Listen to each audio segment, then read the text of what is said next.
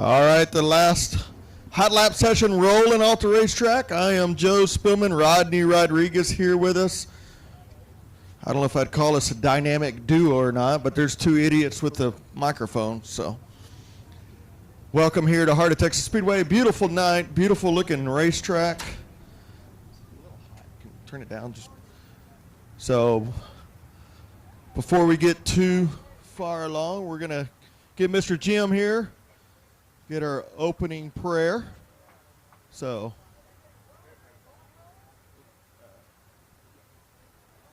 as we always like to do here at Heart of Texas Speedway, any veterans, anybody that's ever been in the military serving or currently serving, stand up. Let's thank you for doing what you do and protecting us and giving us the best country we could imagine living in. Thank y'all very much. And now any of the frontline workers, police, EMS, fire department, towing, out there every day in and day out protecting us on the streets, stand up. Let us give you a huge round of applause as well. And then let's take a quick moment and remember those that we lost, MIAs, POWs from the wars in the past and the wars present and everything they did, and hopefully that family can get some closure for what they went through as well. And now, Mr. Jim, Pastor Jim, if everybody will stand up, remove your hats, and we'll have our opening prayer. Thank you, Joe. Before we pray, I had a prayer request from one of the employees here, record driver Robert Moss. His son-in-law, 24 years old, Zachary Bowman, had open heart surgery this week. So during your prayer time, lift this young man up. Let's pray. Father God, we just lift Zachary up to you tonight, Lord, and just ask for your healing hand upon him. I should be with the family and give them peace during this time. Lord, thank you again for a beautiful day, for another week. We just lift up our drivers and ask, Lord, for watch care and safety. Watch care for each person in the pits. Lord, I ask you to bless the Heart of Texas Speedway as well. Watch over them and keep them safe. Lord, watch over our fans. We thank you for each one of these. We ask for health and prosperity on each one. Lord, thank you for our veterans that fought for our freedoms that we have. And thank you for the men and women that are currently protecting those freedoms, and ask for watch care and safety over them. And if they're abroad, bring them home to their loved ones. Lord, I just ask you to bless this nation. In all these things we'll praise and glorify you. For it's your son's holy name we pray. Amen. Amen. Now if you'll turn your attention to the center, to the old stars and stripes for our national anthem.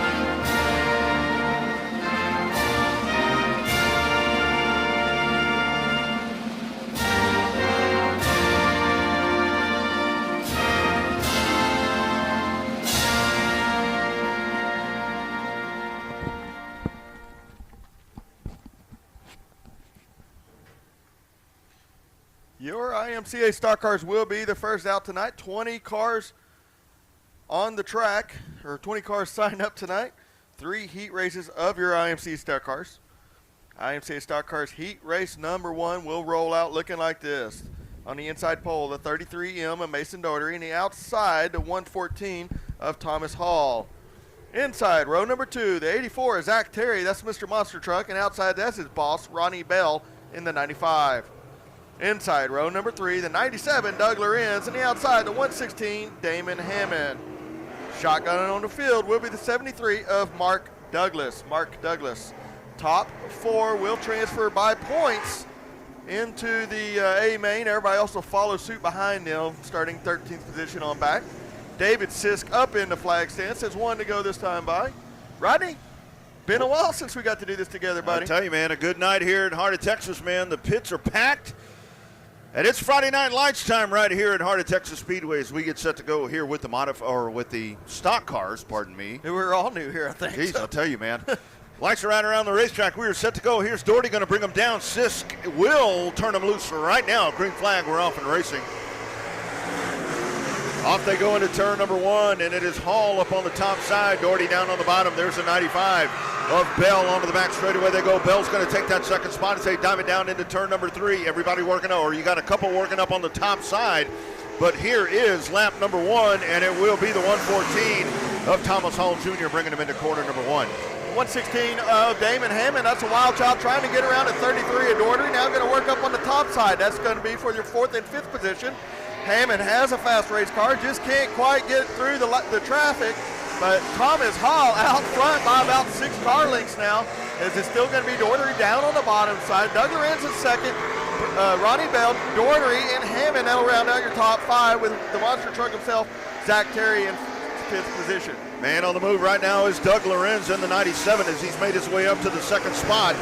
He runs about 10 car lengths behind the 114 to Thomas Hall. Onto the back straightaway they go as they stack them up behind him. Now they go single file, a little bit of double file there at the back of the pack. But Lorenz trying to go down to the bottom of the racetrack, but just a nice, smooth, steady line, Joe, from Thomas Hall. Trouble on the backside at corner number 4. Everything good to go right there. Lorenz throwing out the hook as we're halfway home in this heat race. Hall hanging on, but it looks like Lorenz has a lot of momentum in the middle of the racetrack. Doug Lorenz, the old modified driver from clean days, closing up that gap, kind of setting into the stock car now, and you're right, he is closing that gap. He had about a 6 car length lead, and now we've closed it up to about 2.5 car lengths, as we're going to get 6 down, 2 to go. We're going to get 2 to go this time by. Watch out, Thomas Hall at 114. Here goes Doug Lorenz. Let's see if he can diamond it off and drive underneath him right here as we go down the back straightaway. That's exactly what we're going to do. Drag race down the back straightaway. 97 on the inside to 114 up on the top side. Lorenz down on the bottom side. A white flag, 1/4 mile to go this time. Thomas Hall working on the top side. He'll take the field down into turn number 1. Lorenz is going to try to go to the bottom once again. Onto the back straightaway they go. 2-car battle, 2-car breakaway here for heat race number 1 in the IMCA stock cars. Lorenz going to dig down to the bottom once again, but it'll be all for naught. Thomas Hall Jr. will win it here in heat race number 1 for the iStocks. Doug Lorenz right behind him, followed by Damon Hammond in the 116. I believe Thomas Hall got just a little bit lazy, a little complacent right there, and didn't realize anybody was within a country mile of him. Once Lorenz showed him the nose, he found another gear in that 114 machine. Your heat race number 1 in the books. Heat race number 2 about to roll out on the racetrack right now. On the pole, the 38, that's Daniel Shipler. And the outside, that's a 94A, Allison Morris in that Sniper Speed machine. Inside, row number 2, the 21E of Alan Essenberg. On the outside, the 14, that's my buddy. That's birthday boy himself, Joe O'Brien in a 14. Inside, row number 3, the 5H, Lance Hansen. And the outside, Jason the Acrobat in the 9 with no wrap. And shotgun on the field, 187, always fast, always flashy, PJ Egbert starting shotgun, the 187. Double duty tonight for Allison Morris as she is in a modified as well tonight. I saw that and I wasn't sure being April Fool's. Dr. Destructo. I wasn't sure being April Fool's if they were serious about that or not, but I'm assuming it's the case. I'm assuming they it's told me last week she'd been hot lapping it some, so we'll see how Dr. Destructo does. She has she has apparel available back there at the 94A truck, so let's see. Lights are out. David Sisk looking over the field as we come down. Shipler will be on the pole. Green flag. We're off and racing. Heat race number 2. We're 4 wide out of turn number 1. Off in the corner number 1 we go. Morris up on the top side. Shipler loses grip. Back straightaway. Look at the power up on the top side. Here is Allison Morris in the 94A to the infield. goes Essenberg in the 21. A little bit of contact up at the front of the pack. Shipler, contact with Morris up on the top side. The birthday man, J.O.B., Joe O'Brien, goes to the point, onto the back straightaway they go, and the birthday boy setting the pace right here, Joe. Setting the pace, but the 9 car of Jason Batt trying to fill it out. Only his second outing. Got old Smokey himself out there. As O'Brien up high, gets a little loose. Batt works it down on the bottom side. Now Batt skates up the track. Joe O'Brien cuts it under, drives underneath him. What a good racing maneuver there by both racers. And now Joe O'Brien once again out front. Let's see if he can keep it down in the track and keep from getting up high there. O'Brien hanging on at the front of the pack. Batt running in that second spot. They go down into corner number 1. Batt closes up right there through the apex. Onto the back straightaway they go. You got a half a car length in between them. It's O'Brien. They run the identical line. Morris sits back in the 3rd spot. Up the track goes O'Brien. Here's Batt down to the inside. Nice move, Jason Batt in the plain wrapper. We'll take the field out of corner number 2 as we race past the halfway point. They stack them up 3 wide, and they'll make it free and clear down into turn number 3. Now out of corner number 4, here's Batt leading once again. 3 wide now. That's for 3rd, 4th, and 5th. And Hansen's going to come out now in the 3rd position. The track is a totally different track than what we've seen all year long. Already slicking off, smooth, no cushion up on the top side.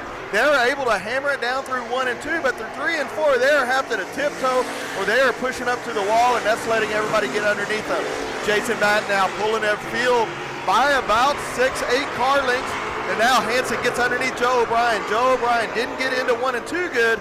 That let his car push up the hill, and Hansen now gets by.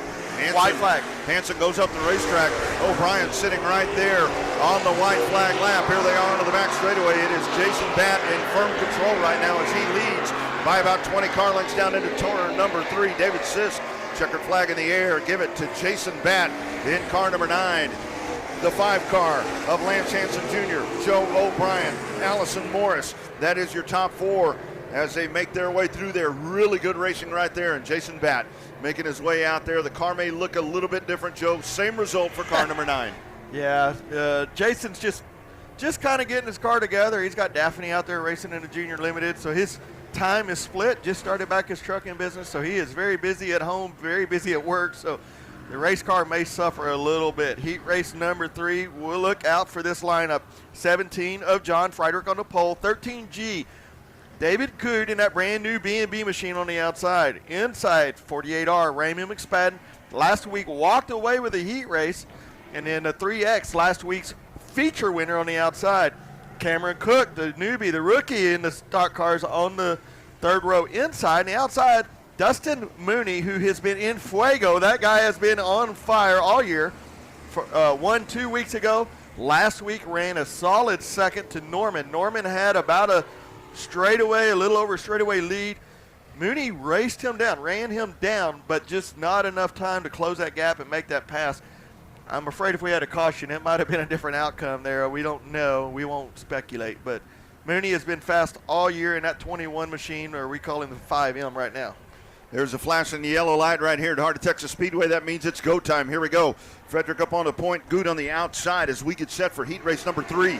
Here are the ice stocks. Green flag in the air, off to turn number 1, side by side. Good up on the top side. Frederick, maybe a little bit of contact right there as they go 3 wide down into the corner. Back straightaway, Good up on the top side. Travis Norman up on the top, and here comes Dustin Mooney in the 21. Frederick holding on here on the bottom, washes up a little bit, and here's Mooney going down to the bottom. 3 wide momentarily down into the corner.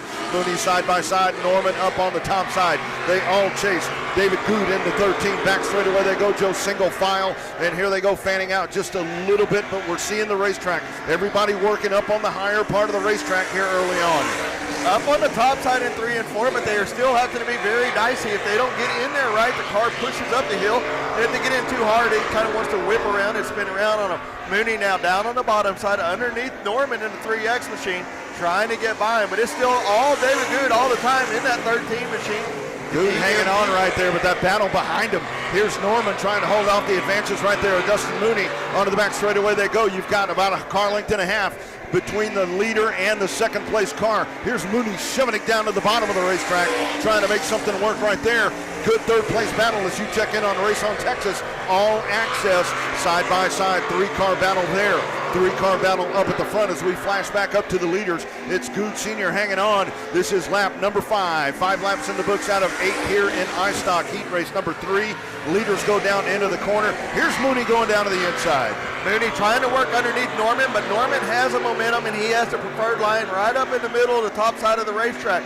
But it won't take but one little bobble, and Mooney will be able to get by Norman, but that has not happened yet. But out front, David Good looking for, I believe, the first win, heat race, or any kind of win in that 13 machine. 2 sticks in the air that time by this time. They will be greeted by the white flag from David Sisk.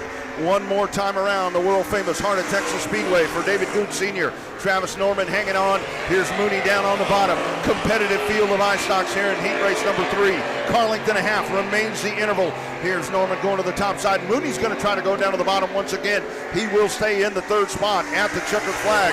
It's Good, Norman, Mooney, 1, 2, 3 as they race this one out. Cameron Cook, Raymond McSpadden, followed by Friedrich in car number 17. Great racing in the iStocks here in heat race number 3. Yeah, great racing right there all the way through the field. You had the 3 up front and the 3 in the back, and finally Cook and Raymond worked their way around Friedrich at the very end there. 23 factory stocks on the card tonight, and up front on the pole, heat race number 1, the 37. That's my buddy James Schoenrock.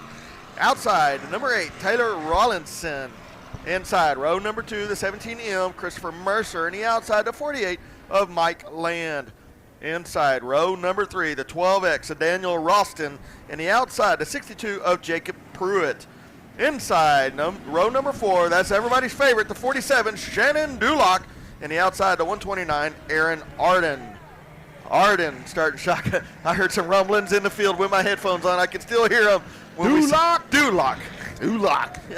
Winner last week. And the week before. Shannon Dulock rolling here in 2022 here at Heart of Texas Speedway. Our man. That's the man right there. Green flag in the air. We're racing with the factory stocks. Heat race number 1. Schoenrock. Look at that hole shot. Here comes Mike Land slicing through the field, and he'll go to the 2nd spot as they make their way onto the back straightaway for the first time. In the factory stocks is James Schoenrock in car number 37. Mike Land rides about 5 car lengths behind, lap number 1 in the book. Schoenrock showing the way as he works up at the top of the racetrack. Rawlinson runs in the 3rd spot. Into the corner they go. They're getting racy behind him. Let's watch Dulock. Dulock sitting at the back of the pack, Joe. He's going to have to maneuver his way through. Right now he's held up right there just a little bit. Yeah, but he's going to shoot the gap right there between the 2 other cars, and that's going to give him 3 wide down the front straightaway in the 17M on the inside. That's Christopher Mercer. But now Dulock from dead last up into place number 4. We're only 2 laps in, still 6 laps to go in this heat race number 1. Dulock riding in a good spot, but Rawlinson has a lot of gap between himself and Mike Land, the 2nd place car, as the field motors around here in this factory stock heat race number 1. Here's Dulock. He's going to cross it down to the bottom. Rawlinson up on the top side, and Shannon Dulock trying to go 3 in a row. Here he is at the bottom of the racetrack. Everybody's going to transfer in. 21 cars in the pits tonight here for the factory stocks. That is the hot spot on the racetrack. Rawlinson up on the top side. The hot dog Dulock down on the bottom. Those green wheels onto the back straightaway they go. They go side by side, wheel to wheel, door to door, into the corner as James Schoenrock continuing to walk the dog right here in heat race number 1 for the factories. A little bit of contact right there, Joe. Maybe back on the quarter panel, but Dulock free and clear right down on the inside. Free and clear. The top 4 do redraw, so being in that top 4 is a very important position on the racetrack. Otherwise, you're starting from 13th back. Dulock can finish 4th here and redraw the 1. He can also redraw the 12. That's how it works. So 37 is Schoenrock now. Flawless out front, pulling everybody by a half a straightaway. Mike Land has had a fast hot rod all year long. White flag is out this time by for the 37 is Schoenrock, followed by the 48 of Mike Land, and then Dulock in the 47. It has been Schoenrock from the drop of the rag, and he is going to take this one to the winner's circle or to the stripe. Here they come around. Schoenrock free and clear. That 37 machine is hauling the mail tonight. James Schoenrock. Mike Land comes home in the runner-up spot. Up and over goes Rawlinson up at turn number 3. Shannon Dulock will come home 3rd as they race this one out. I can tell you something right now, Joe. We've seen a lot of cars in this factory stock class, very competitive. I can tell you something tonight, this 37 of Schoenrock, that thing is running on a rail. Well, now at this point, it's all about the redraw. You know, he could redraw the 1, he could redraw the 12, or anything in between. I wouldn't mind seeing the 37 in a winner's circle tonight. That's my buddy Schoenrock. He's been fighting. He's been working at it a long time. Heat race number 2, rolling out on the racetrack, the 714, Charles Melvany. And the outside, the 18 Double M, James Mercer. Inside, row number 2, the 25, that's my buddy Michael Gannett. And the outside, the 2 car of Cody Dixon. Inside, row number 3, the 92 of Elliott Black. And the outside, the 45 of William Dean.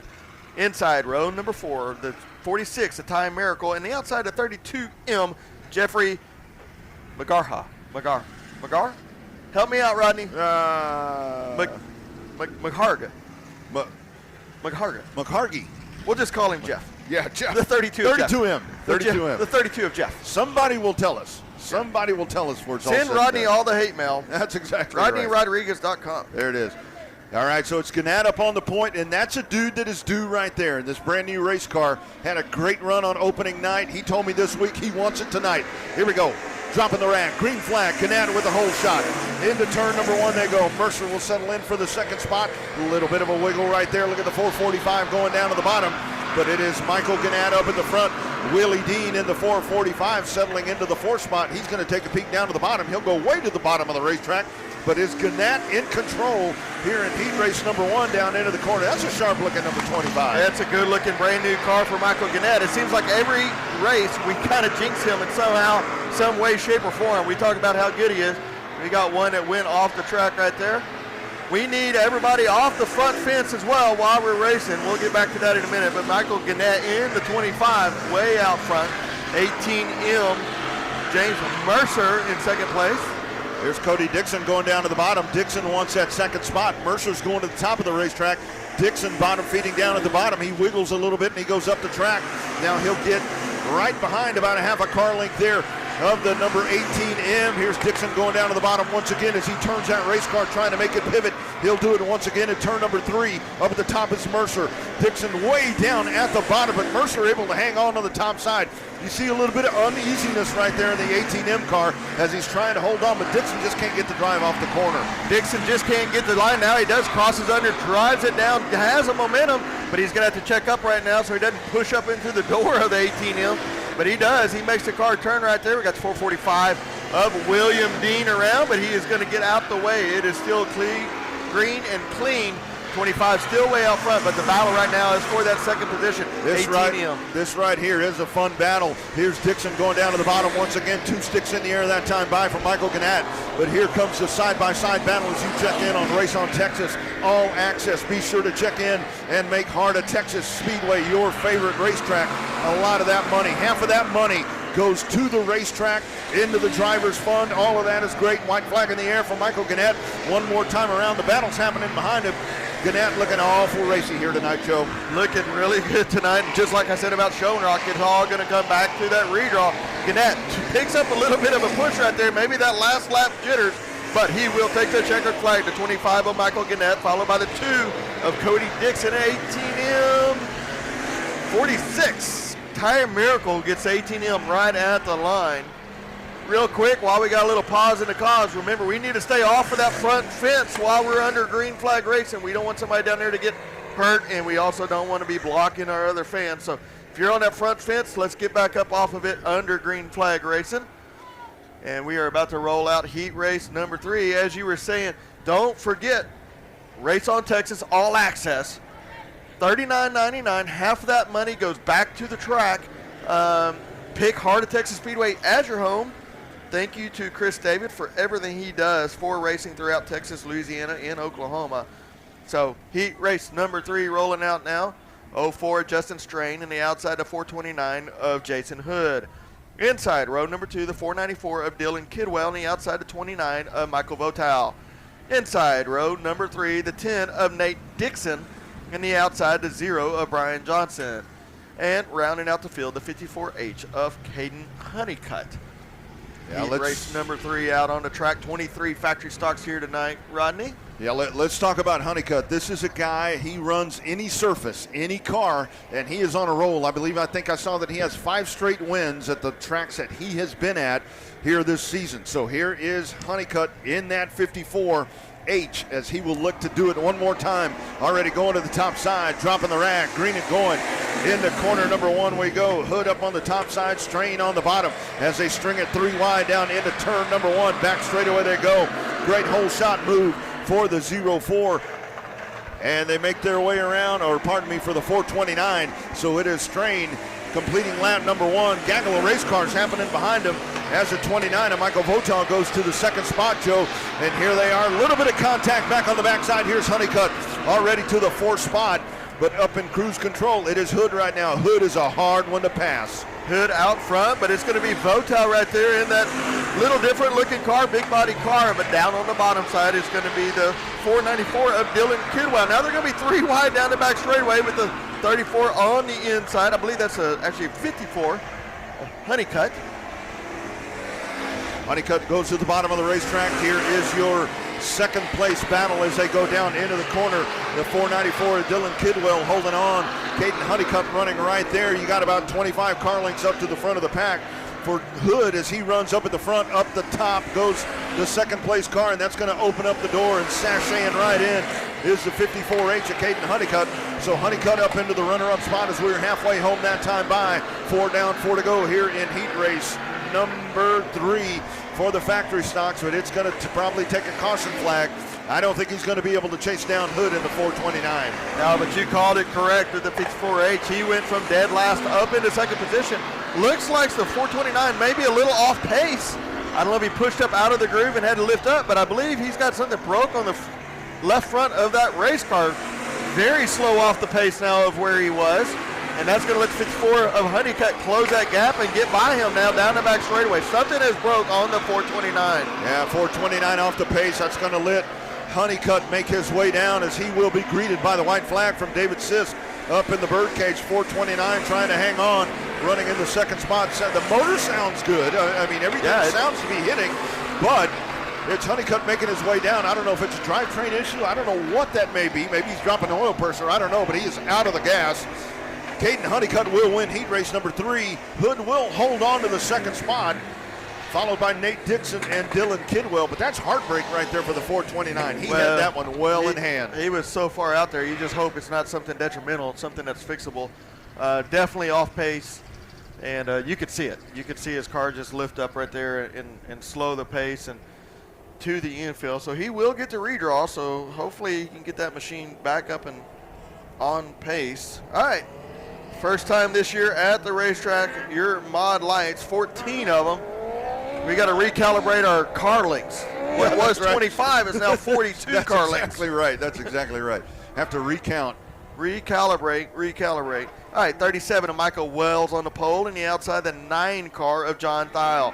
Inside, the row number 2, Chance Hull, the 17. I believe that's a dwarf car guy we've seen lots and lots of times. Yep. And the outside, the 61 of Jason Bennett. Inside, the 78 of Ashley Williams. And the outside, the 121 of Joshua Sasra. And pole, shotgun is a 3, Charles Armstrong. Shotgun on the field. So it looks like we might have a couple of dwarf cars mixed in with the mod lights. I don't really understand their rules, but we'll see what happens. Mod lights, they will do it quick if they can avoid the cautions. If you blink, you're going to miss it. Here we go. Green flag in the air. We are racing at Heart of Texas Speedway down into turn number 1. It's Steele up on the top side as he goes to the point. Onto the back straightaway they go. Look at that push down on the inside. 17 car will dart by. Great move by Hull. Hull up to the top of the heat, but he washes up, and here comes the 9 back down to the inside. So Thiel side by side down into turn number 1 they go, but it's Hull up on the top side. Just a great drive right there. These cars, Joe, it's all about momentum. You're going to get in there, you're going to hang that thing up on the top side. You got to keep the momentum going. One bobble and your race is lost. Well, I believe you got to keep it underneath you too. I've never driven one. I know you have, but they say they will flip around and face the wrong way in a heartbeat. And looks like the 3 of Armstrong. We got a lot of smoke out of that machine. We may want to pull him off before we scatter an engine. But Hull out front by a straightaway over the rest of the field, just showing them how to get around this racetrack here at Heart of Texas Speedway. Yeah, that 3 car is smoking like the mosquito truck. Here's Hull up on the top side as they go single file all the way around. Very twitchy race cars right here. You have to hold on. You have to hang on really, really tight to these. It's all horsepower. The horsepower to wheelbase ratio is so short on these race cars. and you're seeing it right now with Hull. Hull's car really does look like a dwarf car as he makes his way around. You can see the differences right there. Looking at that one right there, that very much a dwarf car where you see the differences there with the slope roof and so forth on the cars behind him. I don't know what it is, but I can tell you one damn thing. It is really, really fast. Here's Hull as he sees 2 sticks this time by. Yeah, I'm pretty sure we've interviewed Hull in the winner's circle many times in the dwarf cars. Gets into the groove a little bit up into the cushion, and it bounces out the 17 car, but still staying true and stay ahead. White flag in the air this time for the 17 of Chance Hull, followed by the 9 of John Dial. Definitely 2 different race cars there. This is all horsepower right here with these mod lights. Onto the back straightaway they go. It's a full straightaway advantage for Chance Hull as he parks it right in the middle of the racetrack. Checkered flag in the air this time by Chance Hull will win Mod Light Heat Race number 1. Here is Dial coming home in the second spot, followed by Burnett. Or pardon me, Salsa. Yeah, Salsa got by Dial. Dial had a bobble back there. Yeah, he did. So Salsa comes home into the second spot, but that one well in hand. And it is Chance Hull winning it here in Mod Light Heat Race number 1 at Heart of Texas Speedway. Heat Race number 2 rolling out on the track right now. The 11 of Zach Forrester on the pole, and the outside the 14 of Mark Williams. Inside row number 2, the 24 of Todd Looney, and the outside the 9 of James Stunkel. Inside row number 3, the 74 of Mark Asher, and the outside the 41 JR Joe Butler. Shotgun on the field, the 59 of Monte Stunkel.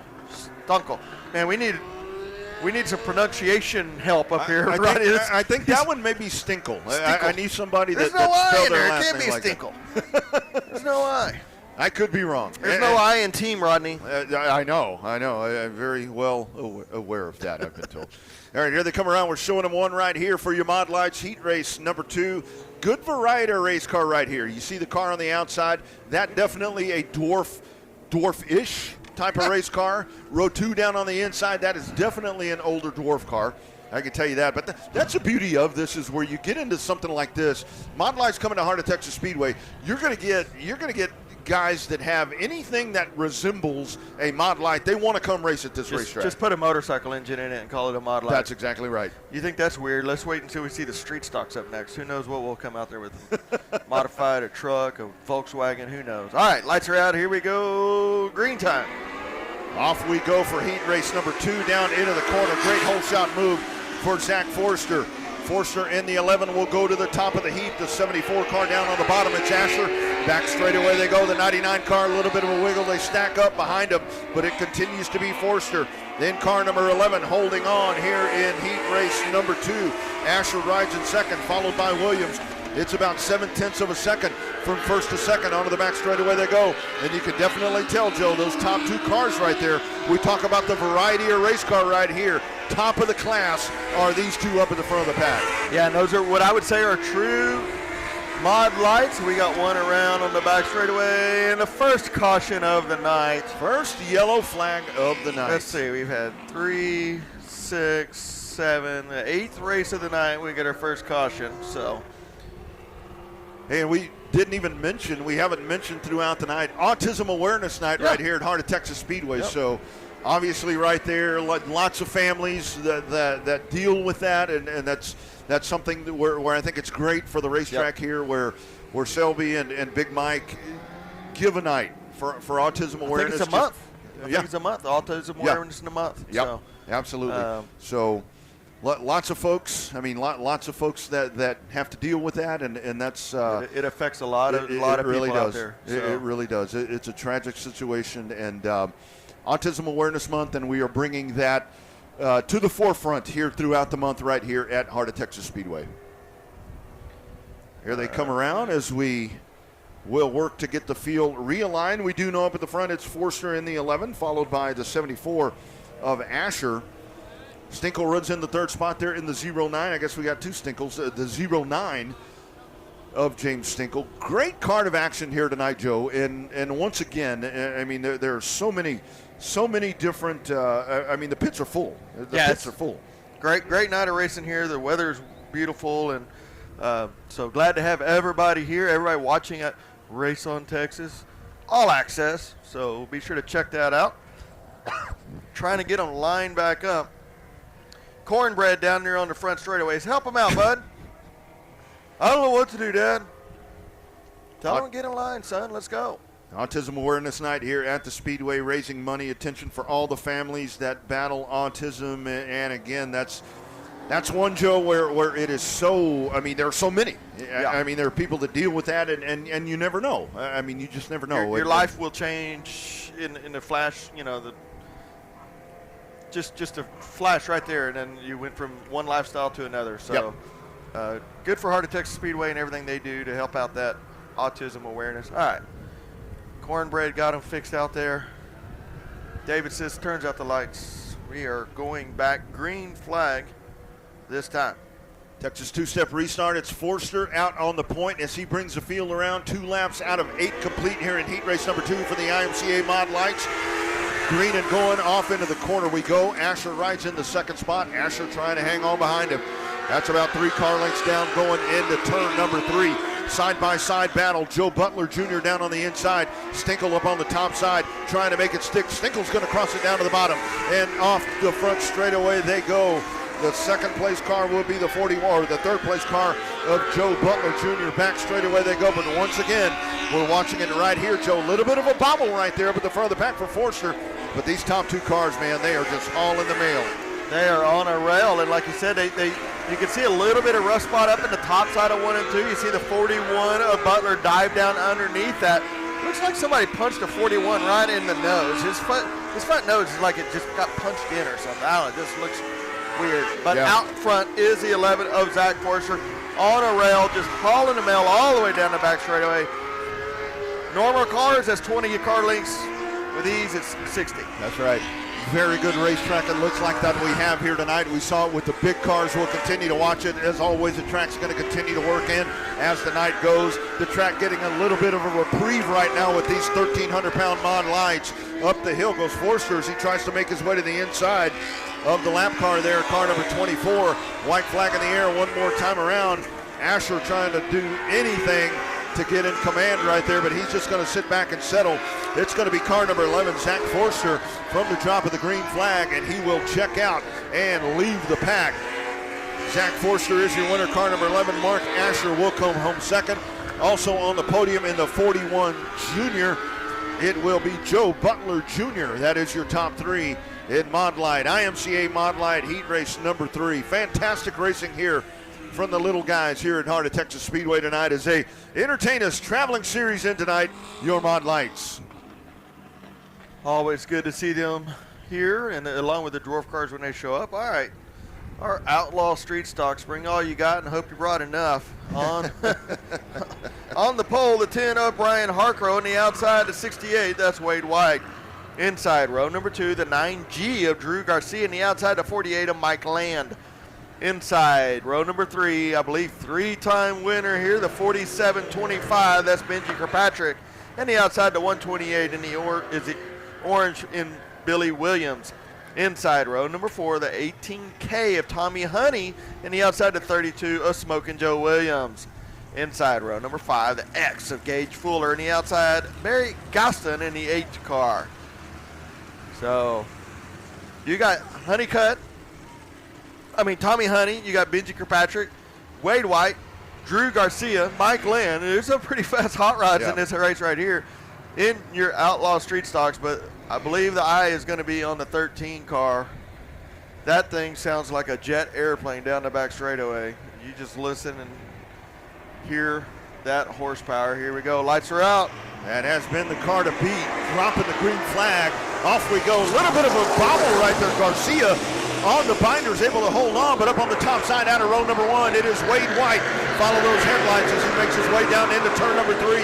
Here's Garcia down on the bottom. Mike Land up on the top side as they race side by side. Right behind him, Kirkpatrick into 13. Out of corner number 4. Down into the turn they go. Kirkpatrick down on the bottom. Second place car trying to hang on right there. Got a line of fast company coming up behind him. Here is Kirkpatrick going down to the bottom side. Garcia will bobble up on the top side. Tommy Honey coming down on the bottom of the racetrack. Side by side into turn number 1. Kirkpatrick on the charge. Kirkpatrick, what he does best is gets down on the tires. His car is free enough, loose enough. It is able to rotate right around the bottom of the tires and gets by everybody all the way up now into that second position. 32 of Smoking Joe Williams around. Let's see if we can keep it clean and green. Let's go, Joe. Keep it rolling. No, can't get it going. Oh, amazing. Amazing. Yellow comes out and we can keep going. Fired right up. And I'll tell you what, Joe, that is not what Wade White wanted to see right there, because I can tell you, Kirkpatrick in the 13 is coming. He is coming. You mentioned it. He has been the guy to beat here in the Outlaw Street Stocks, and now he's going to be right on the back bumper right there of Wade White when we get set to go.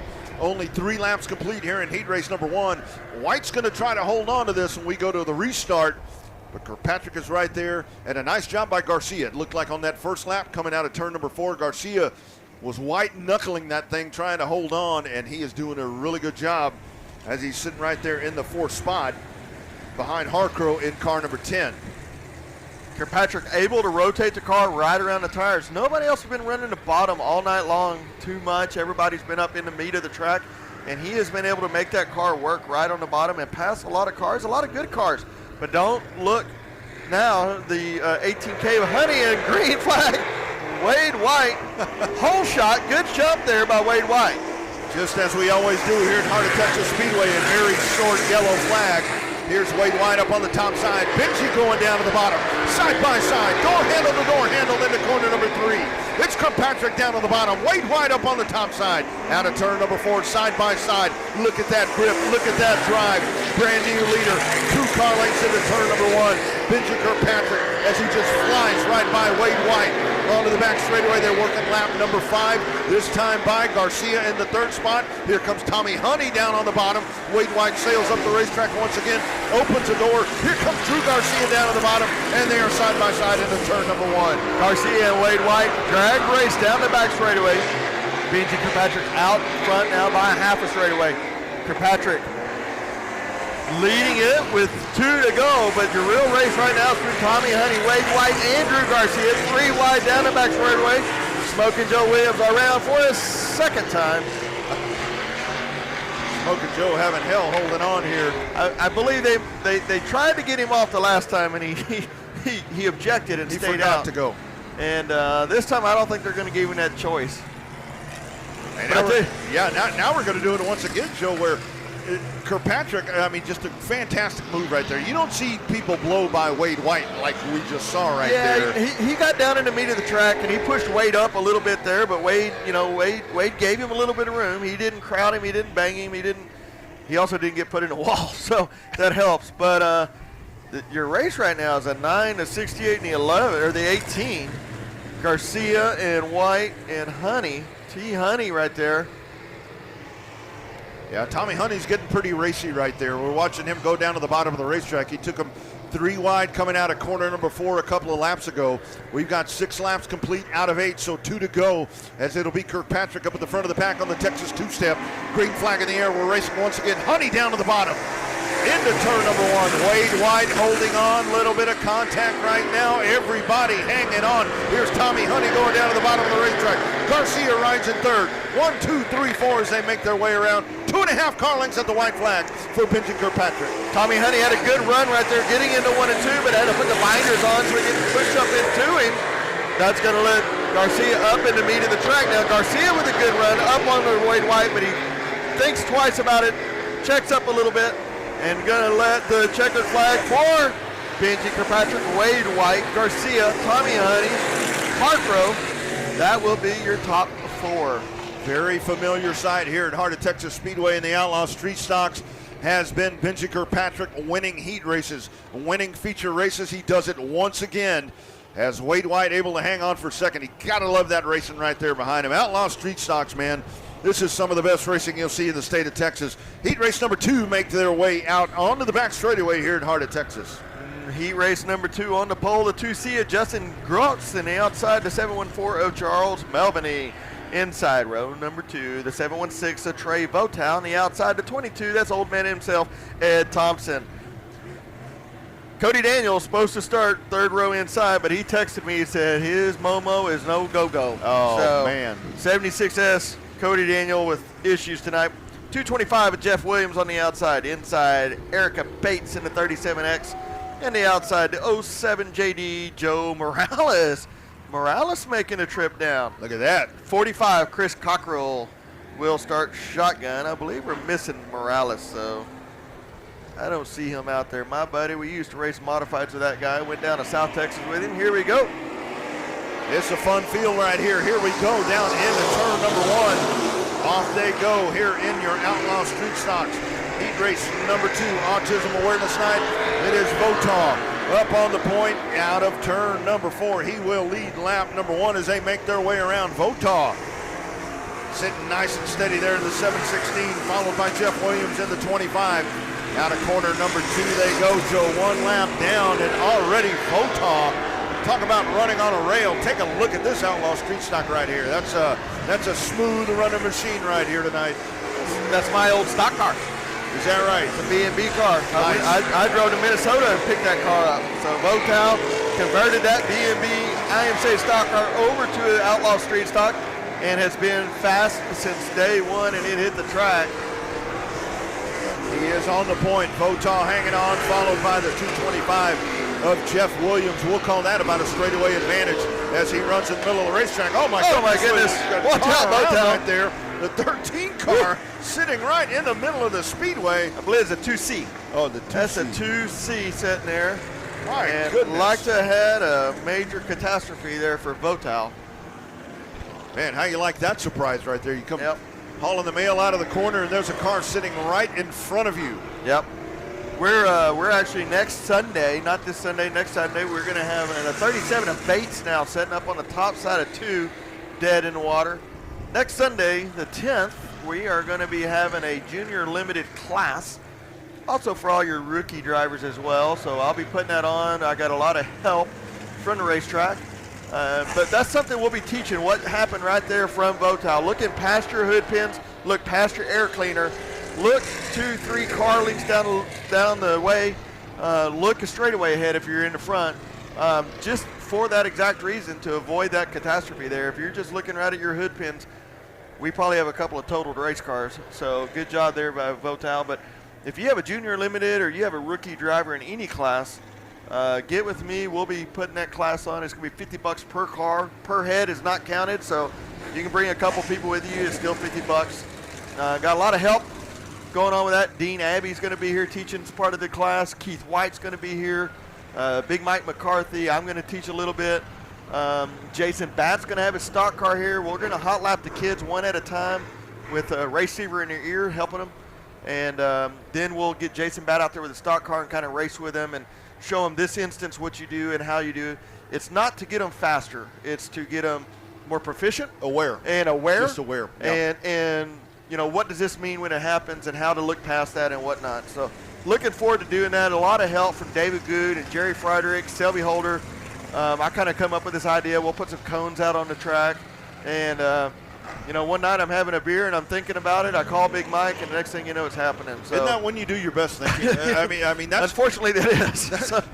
that is where I come up with my best ideas. And Joe, that is also when I spend the most money. Yeah, unfortunately, Amazon has been terrible. Oh my goodness, I know. Yeah, I had a wrestling belt show up at my door yesterday. I had a freezer show up one day. What? I just ordered it in a deep freeze. You never know what's getting a wrestling belt. Did you win? Did you walk around with it like I'm the winner? Yeah, I was walking around with it. I told my wife. I was going to say, I bet your wife was super ecstatic. I told my wife, I said, now I have this belt. And so we were kind of playing around with it last night. And we got done, and she goes, well, you know, you could send it back. I said, well, hell, now I want it. I'm the winner. I can't give it back. I got to have it. I'm a champion. All right, lights are out. Votaw up front. Williams on the inside. Green flag in the air once again. Here we go with heat race number 2 of the Outlaw Street Stock. Votaw, great hole shot move as he goes to the front of the pack. Williams in the 225. Onto the back straightaway they go. They start to string it out immediately. Once again, it's Votaw just at the middle of the racetrack, the meat of the racetrack, like Joe talks about. You're watching the 716 just put on a clinic. The 2C goes around once again, and it looks like that car's trying to hiccup, trying to get going once again. He is off and going. Here is Votaw as he carries about 17 car lengths out of turn number 4 as your race leader. This is lap number 5 for Votaw. Williams hanging on in the second spot, followed by the 22 car of Eddie Thompson, and onto the backstretch they go. It's just Votaw once again. He is in cruise control at the moment. There's a 2C around once again, Joe. My goodness. Yeah, we might want to go back to the drawing board on the setup of that machine there. Votaw's like, you again? It's good seeing you again, buddy. 2C. But in reality, the 2C's made 47 laps. They've just been really, really small laps. That's right. Really tiny laps. Baby laps. Me and Pastor Jim was watching a 2C hot lap earlier on, and we kind of noticed he didn't sound like he was hitting on all 8, so maybe still got some mechanical issues there. Yeah, it sounds like it's hitting on 6 1/4. Something going on right there, it sounds like. He will. Yeah, maybe we can get it straightened out. He'll make his way to the pits. Maybe a plug wire, something easy, hopefully. Maybe something easy. Something easy. When it was me, it was always the loose nut behind the wheel, but that was just when it was me driving. So here we go. Votaw on the gas. All right, 5 laps complete here in heat race number 2 for the Outlaw Street Stocks. Williams, a little bit of contact right there with Thompson in the 22. Onto the back straightaway they go, and they go side by side. Your battle for the 3rd spot, the 45 car down on the inside of Chris Cockrell. Cockrell now settles back in, 2 sticks in the air that time by for Votaw as he leads over the 225 of Jeff Williams. Onto the back straightaway they go, Joe, and once again, just like that, you see Votaw in the 716. He just jettisons out. Just way out there in 2 laps. White flag is out for Votaw on the rail. That should be a really good race between Votaw and Kirkpatrick, Honey, Wade White, Drew Garcia. That should make for a heck of a feature race when we get to that point. But right now, the checkered flag, Votaw in a 716. Williams will come home second, followed by the 22 car. And that will round out the pack here in the Outlaw Street Stocks. And just like Joe Spillman said right there, don't run away. Don't miss the Outlaw Street Stock main event, because that's some heavy hitters. That's going to be some fun stuff here a little bit later on. All right. My new favorite class. Uh-oh. Well, we have to take another drink? No, we can't take a drink. It's kids out there, Rodney. Oh, sorry. Everybody take a sippy of your a sip Sunkist. of High C. Yeah. Or whatever. Yeah. Whatever they Sippy drink cup. these days. Caden Honeycutt on the pole, and the outside, Kale Black. All right. 2 weeks ago, I read it Kali, and I knew it's Kale, but I saw Kaylee, and I was saying, well, Dad Black told me. It's Kale Black. I was like, yes, sir, I realize that. So on the outside, it happens. Kale Black, and the inside, 10C of Colton Birmingham, and the outside is 75 of Mason Warren. Inside, row number 3, the 7C of Colton Abshear, and the outside, the 730 of Jeff Bowser. Shotgun on the field, the 707, P.J. Egbert. This is your junior limiteds. This is your new up-and-coming stars. We've got a couple, Little Nasty Cogburn and Willett, that have moved up into the sport mods. That's the exact purpose of this track, of this class at this track. Now a couple other tracks have picked up this class. It's growing. We had a lot of nights. We had 3 and 4 cars. We got 14 cars here tonight in your junior limiteds. So always fun to have them here. I've got to tell you, me looking at this, if you want to race, if you want to be a dirt track racer, this to me is much more efficient than a mini stock or something like that. That's right. In my opinion. Green flag, here we go. We are off and going. And there's Abshear down to the bottom as they barrel down into turn number 1. Abshear working down at the bottom. They're going to go side by side. Black up on the top side. Good push down into the corner for Black, but Abshear down on the bottom. A little bit of a wiggle. There's Birmingham holding on down at the bottom. And into the corner they go. Lap number 1 complete. Abshear. Nice move down at the bottom. Smooth and steady right down at the bottom of the racetrack. Smooth and steady. Mason Warren there in second. Not showing up on my race pass, but there he is now. But it's still going to be Abshear out front. Mason Warren, followed by the 730 of Bowser, Jeff Bowser Jr. And Joe, these race cars right here, I mean, these are full-blown race cars right here. What are the modifications that they do to these to be able to do this? So they take a regular limited modified. They have to go to a 350 carb instead of the 500 carb, so that slows the engine down. They put a rev limiter on them. and they take the spoiler off. That's the biggest deal. The spoiler slows them down some, but more importantly, it gives the drivers a view through. That big spoiler on the Southern Sport Mod blocks so much ahead of you. So on these guys, they wanted to give them a little vision through there. You see a lot of them still have the spoiler supports. They can put that back on and race it. We're a little sideways up there in 3 and 4, but they can all keep it underneath them. So a hydraulic lift cam instead of a solid cam, it slows them down, but they can step out of this into a Southern Sport Mod pretty quick and be right there.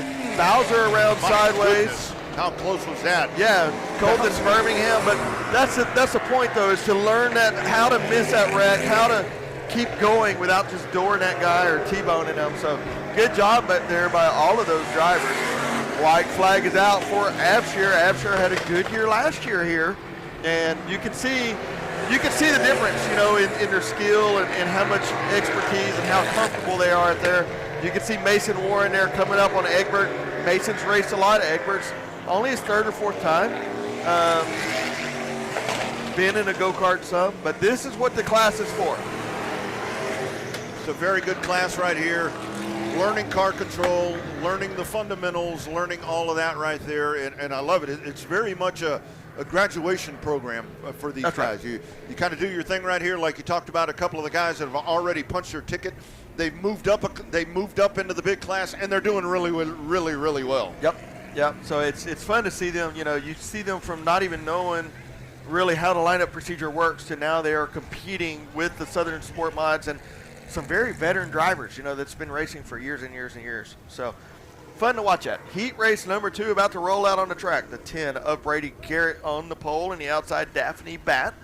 Inside the number 89 of Wyatt Sexton, and the outside the 18K of Caleb Merritt. Inside row number 3, the 43 of Caden Petty, and the outside Corbin Riojas in the 29 machine, and in shotgun will be the 81G of Gage Childress. I believe out of those 7, 5 of those kids are already registered for next week's class. So, That's awesome. We're going to go over some very basic stuff. Some of this stuff these kids are going to be bored with, I'll be honest. But we got to treat everybody like nobody knows it, and then hopefully they'll actually talk and maybe teach each other a little bit, I'm looking forward to it. I'm excited. I really think it's a good thing because you can talk to each other. Obviously, you can do that anytime. But I really think in more of a classroom structure, which is what you're going to be doing right there. And then you have the veterans come out, and there's not a lot of practice time. I mean, it's one thing. These kiddos, you can drive these things in the back pasture. You can do all of that. Right. But when you actually get on the racetrack, under the lights, it's a whole different thing. And the other thing I'm hoping is, I coached Zach in baseball from when he was 4 until he was about 14, 10 years.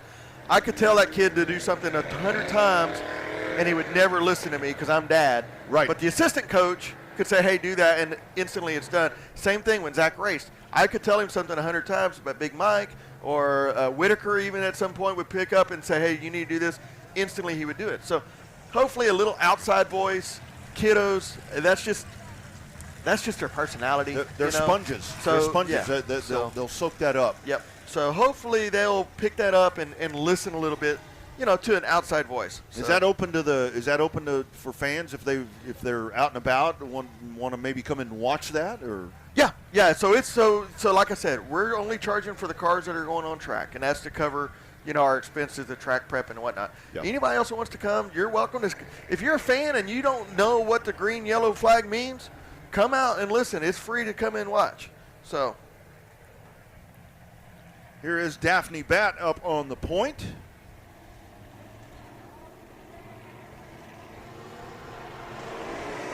Daphne Batt down on the bottom side, Sexton up on the top side. Oh, 43 spinning around there on the initial start. Off they go down into turn number 3 as we race here with the Junior Limiteds. It looks like the caution flag will fly. Caution flag on the racetrack.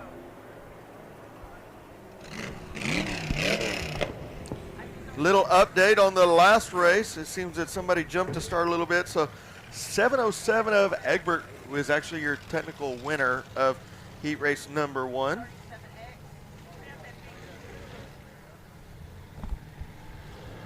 Little mishap on the start. That happens every now and then. You'll get that on those big jobs, Rodney. Yeah. It's my new favorite saying. Caden Petty. Yeah, we need to be off of that fence once we start racing. Off of that fence once we go back to green. Hi. Off the fence, buddy. Green flag, off we go down into turn number 1. The 89 of Wyatt Sexton with a nice hole shot. They'll go 3 wide out of the corner. Petty sandwiched in the middle down at the bottom. It is the 18K of Merritt. Merritt will now ease into the second spot. Here's Daphne. Hold on, Daphne. She goes around. Close quarters right there. Daphne back down to the inside. Nice job. Nice evasive action right there. The 29 of Corbin Riojas. And a great job by Riojas. Yeah. Very low, slow, lazy spin. That's hard to judge. Yeah. Good job by Riojas. I'm sure Jason Matt was back there in the pits going, oh, no, we're going to be putting a rear end under that car. But Riojas did a good job. Evasive maneuver. Wyatt Sexton way out front right now, being chased down by the 18K of Caleb Merritt. Merritt in that good-looking hot rod. Fine wrap on that machine. Thank you, Pastor Jim, keeping them up off of that fence. That is a fine-looking machine right there as Merritt rides in the second spot, but it is Sexton up on the point this time by. This is lap number 4. We're halfway home in Junior Limited heat race number 2. The kiddos out on the racetrack. Up the track goes Sexton. He washes way up. Merritt not able to get a good drive down on the bottom. Sexton will dive it down to the bottom of the racetrack. Off to the back straightaway they go. Sexton hangs on and he leads by 15 car lengths. Trouble in turn number 3 as we've got a car around there and the yellow flag waves. Caution flag on the racetrack. And Joe, what I like what the racetrack does here, when you have that something happens with the juniors, it's very quick. We're going to get a caution. Let's slow them down right there. The older racers and more veterans, we're going to let them go. Let them see if they can get past that and keep that car going. But here, it's safety first, you know. And the funny thing is, we had a heck of a race in the back right there between 2 of Bat and the 81 of Gage Childress, and Gage just got in a little hot, let the car get out from underneath him, and looped her around right there. So Joe, are you going to teach them when you spin out, get moving? Well, I'm going to teach them. I'm going to teach them first and foremost. If you spin out and there's cars around, you just stop, right? Because the worst thing in the world is see a car stop, and you're thinking, okay, I got room to go above or below, and then all of a sudden that car moves and takes that hole. So if there's cars around you, if you're in a mid-pack, just stop. Don't move. But once you know you're clear, then yeah, get off the track, get out of the track. Let's keep it clean and green as long as we can. Lights are out. Wyatt Sexton out front with a good jump. Caleb Merritt now playing suit, and then a 43 of Petty up on the top side. Sexton on the 2-step restart will step out once again. 2.5 car lengths now down into corner number 3. Merritt running in the second spot. Here's Petty getting racing back behind him as Riojas there down to the inside. This is lap number 5. You got Riojas down on the inside, Petty up on the top side down into turn number 1. To the back straightaway they go. Good drive off the corner for Petty in car number 43. Now you got 4 of them all bunched up right here. Wyatt Sexton, he'll see 2 laps to go this time by. Sexton trying to hold on, kind of squares that corner off a little bit, and that allows the 18 of Merritt going down to the bottom of the racetrack. Maybe would have gone up a little higher, maybe would have gotten a better drive, but here they come one more time around. Merritt's coming, just can't make it stick down at the bottom, Joe. Just can't make it stick, but don't look now. Here comes Riojas as well, up into the 3rd position. Now we're going to get into the lap traffic. Let's see if we can navigate through that if we get it caught up there with Daphne Bat in the 2 car. But it's going to be second now. Merritt with a good run, and Sexton going to kind of cut that line off right there. Good race right there between those kids. Drag race! Sexton by a half a car. Oh, I got to tell you right there, that is one of the best Junior Limited races I've seen here at Heart of Texas. Heck of a race right there. Those 2 going at it. Sexton just a couple of times, and a good job by Merritt, where Merritt doing a good job when Sexton would stumble up a little bit. And there were opportunities right there, Joe, where it looked like Merritt could have maybe used the bumper. Could have maybe gotten over aggressive, but just hangs right there.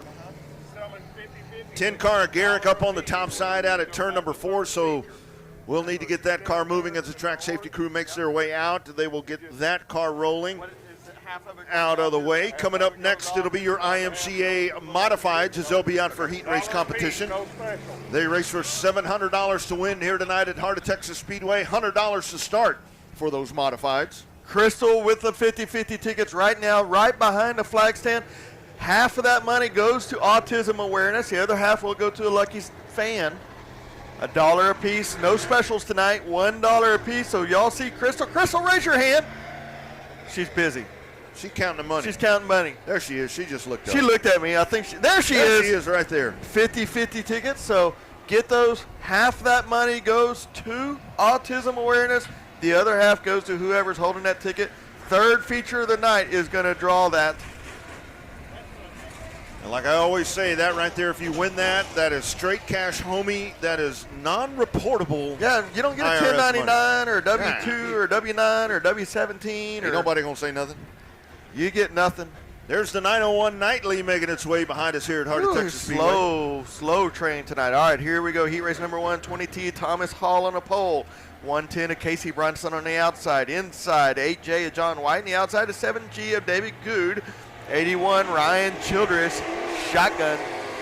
Green and going off we go. Up on the top side, it is Brunson in the 110. Brunson trying to make it stick. John White down on middle of the racetrack. Here's Good down on the bottom in the 7. But it is Brunson in car number 10. He'll drag the field out of turn number 4. Way up at the top is John White in the 8. Casey Brunson is your race leader. David Good Jr. down at the bottom, side by side, the battle for second. John White, too much momentum up on the top side, but here comes David Good Jr. back on the bottom side. He's going to cross it down way to the bottom of the racetrack as White hangs up on the top side, and he'll hold on to the second spot. Still going to be the 110 of Casey Brunson out front. But White now crossing over, driving down the back straightaway. Good run, gets that momentum, closes that gap now down on the bottom side. Brunson way up on the top side. White going to stay in the meet, and that, you have a new leader now with 4 down, 3 down, 7 to go. God, forget how many laps you run in the modifieds. 10 laps tonight. 8J White out front, followed by Brunson and David Good. Throw a blanket over to the top 3 as they make their way around. John White hanging on, followed by Brunson in the 110, and David Good Jr. back straight away they go. A little bit of a bobble right there, Good. He's back on the gas once again as he rides 3 car lengths behind the 110 of Brunson. Here's Good way down to the bottom. Big power move out of turn number 4. John White hanging on up at the top in the 8 car as he continues to lead in the 8J.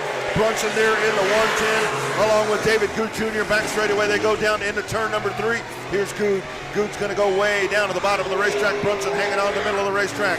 We are halfway home this time by. Halfway home, or that last time by. That is lap 4 to go. 6. 4 to go. David Good has found something down on the bottom of the racetrack. Nobody else has been down there all night long. Maybe it's an 8-lap heat race. 8-lap heat race tonight. Off we go, John David White. Good gets by Brunson right there. Yeah, John White hanging on 1.012 seconds is the interval between them. John White's going to win heat race number 1. David Good Jr., Cody Brunson in the or Casey Brunson in the 110. That's 1, 2, 3. That's some fast stuff. And once again, we've got to give a big round of applause, a big pat on the back. Heart of Texas Speedway, $700 for the modifieds to race each and every Friday. $100 to start. $100 to start. Crystal, if you can hear us with the 50-50, we got some fans up here at the announcer's booth that is ready to buy some 50-50 tickets. So come on back up when you get regrouped and restocked. 54T of Matthew Day, last week's winner. On the pole, the 377 of Donald Baker on the outside. Inside, row number 2, the 45T of Eric Tomlinson. On the outside, the 18 of Cody Smith. Shotgun, my buddy, the 17, Cody Tidwell. That's code red on the back of the pack. Matthew Day in the 54 looking to go 2 for 2. Looking to repeat that feat once again and win here tonight. Under the Friday Night Lights Autism Awareness Night here at Heart of Texas Speedway. Day in a catbird seat right here for heat race number 2. Banker up on the outside in the black number 377. A little bit of different livery right there for Don Banker as we get set to go. Lights are out around the racetrack. We're ready to rock and roll. Green flag in the air. We're racing IMCA Modifieds. Matthew Day. Great move as he'll take the whole shot into corner number 1. Here's Tomlinson down on the bottom. Code red, Cody Tidwell trying to split the seam right there. It's Cody Smith in the 18 car into the corner. They'll whiz down, and here they come around. Day holding on, but he's got company, Joe. Here we go into turn number 1. Tidwell down at the bottom of the racetrack. Tidwell, that's Cody Smith. I tell you what, that guy has raced everything from Outlaw Modifieds to Sport Mods, and a very well-known enduro racer as well. Been to almost all of our enduro races. So the 18 of Cody Smith, working now up on the top side, see if he can get by, but it's still going to be Matthew Day in the 54T out front, followed by the 45T of Eric Tomlinson. Now Smith's going to throw his hat in the ring, and then Cody Tidwell running in 4th position. Tomlinson hanging on there in that second spot. He's got lots of company behind him, watching the cars work up at the top of the racetrack. Tomlinson working down at the bottom along with Code Red, Cody Tidwell. The 18 car up on the top side, really trying to work there is Smith, but it continues to be Day holding on in car number 54. That time by, he leads by almost 1 second as they make their way onto the back straightaway. Past the halfway point here in modified heat race number 2. Here's Tidwell trying to navigate down to the bottom of the racetrack. Around goes Cody Smith in the 18. Cody Smith able to get it righted. He will be back rolling once again. Check out this battle for second, Joe. Here's Tidwell down at the bottom. Tomlinson hanging on. Tidwell's going to pivot down to the bottom of the racetrack. 2 more times around this time by. Cody Tidwell kind of bided his time right there. Was a little patient. Found something in the bottom, but he kind of showed Tomlinson that line. Tomlinson takes that line away from him. Now Tidwell in the 3rd position, going to jump up to the top side. Up on the top side above the 45T. It's a little too slick up there. And we got the white flag out. 7 down, 1 to go for the 54T of Matthew Day. Walked away from it last week and seems to want to do a repeat this week. Looking in good shape right now. Here's the checkered flag. Matthew Day will win heat race number 2. Eric Tomlinson comes home 2nd. Cody Tidwell, Don Banker will round out the top 4. IMCA modified heat race number 2. They race for $700 to win tonight. $100 to start, and Matthew Day looking to go back-to-back, and he is off to a great start as he wins the 2nd of 2 modified heat races here tonight. Coming up next, here are your IMCA Southern Sport Modifieds. Southern Sport Mods tonight. On the pole, the 153 of Robert Scribner, and the outside, the 090 of Nathan Northcutt. Inside row number 2, the 3G of Gary Hall, and the outside, the 19 of John Rodriguez. Inside row number 3, the last week's winner, Brandon Guerin, and the outside, the 88 of Austin Moore. Inside row number 4, the 21T of Taylor Florio, and the outside, the 1-star of Jacob Martin. Row number 5, the 5-star of Mike Martin, and the outside, the 60, Billy Gould. So there you go, 10 cars for 8 laps. Top 5 will qualify into their point position.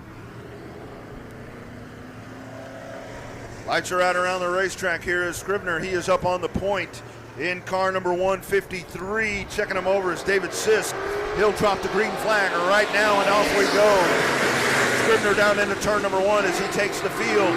They stack it up behind him. Brandon Guerin working down at the bottom. Made him in winner last week. Here's Guerin down on the bottom side of the racetrack. Austin Moore at his right elbow. Around go 2 of them.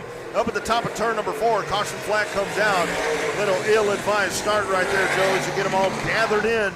And we immediately go to the caution. We'll re-rack them and restack them and try it once again with a restart. Nathan Northcutt got in a little hot, spun them around, and then the 3G of Gary Hall spun in evasive maneuver, and Billy Gould, and let's see who's the other one there, the 19. So, but out front will be Scribner. Rodriguez as well, caught up in all that. So Really, Scribner, always a very fine looking hot rod. Yeah, I tell you yeah. what, Robert Scribner used to build the bodies for my modifieds and stuff, and he was just outstanding with his body work, and always a good looking, and he was always fast, no matter what he drove. He drove a late model some, he drove a modified some, and back into Southern Sport Mod now. But whatever he gets behind the wheel of, that kid is a shoe, to say the least. All right, I think we're going to get maybe a restart. I don't know.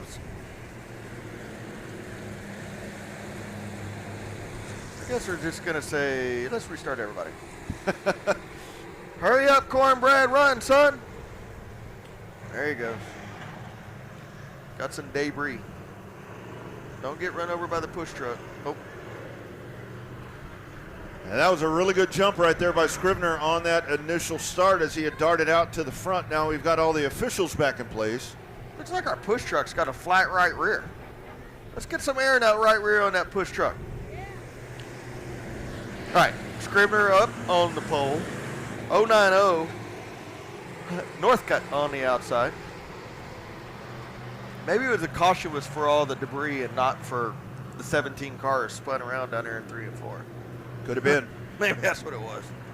Lights are flashing. We're set to go here. Scribner, Northcutt on the outside. We're going to try it once again. Still 8 laps to go with your IMCA Southern Sport Modifieds.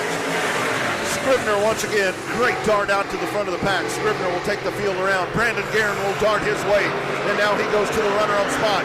Winner last week here in the main event. Now he rides in that second spot as they make their way around once again. Scribner just doing a fantastic job up on the top side. 3 wide, Gary Hall Jr. hanging on right there. Here's the 88 car down on the inside, Austin Moore. Austin Moore, great move, Joe, and he's going to make his way to the 3rd spot if he can hold it down on the bottom. Yeah, it seems to be now everything's kind of moving to the bottom, especially in 3 and 4. 3 and 4 is so slick. You can see the racetrack is starting to turn black up there. So they are all jumping to the bottom, except for Scribner, right through the middle of the racetrack. His car is free enough, able to rotate through there. Brandon Guerin up on the top side there. But for the most part, down on the bottom, we got the 090 around once again. But we're going to keep it clean and green. But that's going to let Scribner now close up onto that lap traffic. It is halfway down, halfway to go this time by. Northcutt goes around right there, but free and clear. Here come the leaders right behind him. Onto the back straightaway we go as you check in on Race on Texas All Access. Around goes John Rodriguez. Good job by Rodriguez getting out of the way. Yeah, really right down to the bottom there. I don't know if he actually tried to do that or if it just rolled itself, but it did a good job to get out of the way. But the caution does wave. Still had a caution come out. Yeah, leaders were barreling on, making their way around. Looks like into the heat race here for Northcutt there in the 090. As it looks like he'll head to the pits. But once again, just another great jump by Scribner checking out from the pack. But now Guerin. Yeah, he's got a very fast 12 car right behind him. Now will be a very good battle to see what Scribner has. This could be a feature race most nights. With don't look now, but Taylor Florio started 7th and is up to 4th in a very, very slick, very unforgiving racetrack. Absolutely. So we'll continue to watch the racetrack. It's going to continue to work itself in. Yep. We've got a little bit of wind here tonight. It's not cold, it's not hot, but you do have that wind. That wind is whipping over. I guess blowing in from what is it? From the south? Blowing in from the south, so that north side 3 and 4 should technically dry out a little quicker, and that's what it's kind of done. So lights are out right now for Scribner. Guerin on the bottom side, Moore up on the top side. Here we go, green flag. Off we go. Scribner down into turn number 1 car length. Brandon Guerin, Austin Moore, Taylor Florio. Back straightaway they go. Now they go single file as they fan out down into the corner. Here's Moore going down to the bottom. Guerin working up on the top side. Austin Moore trying to penetrate there, but not able to make the pass. It continues to be the 153 of Scribner. Here's Guerin once again. Just a great job up on the top side as he darts out. Austin Moore's going to go back down to the bottom once again. Scribner is just boss hogging up on that top line, Joe. Yeah, but he doesn't seem to be as fast up there. Brandon Guerin able to close that gap, and it was only a half a car length behind at the flag that time by. 6 down, 2 to go. Coming to the white flag this time. Now, Scribner going to hold it down a little lower this time and keep that momentum and keep the car underneath him. That's going to let him pull Brandon Guerin by about 3 car lengths. We got one around up through 1 and 2, 3 and 4. Still white flag.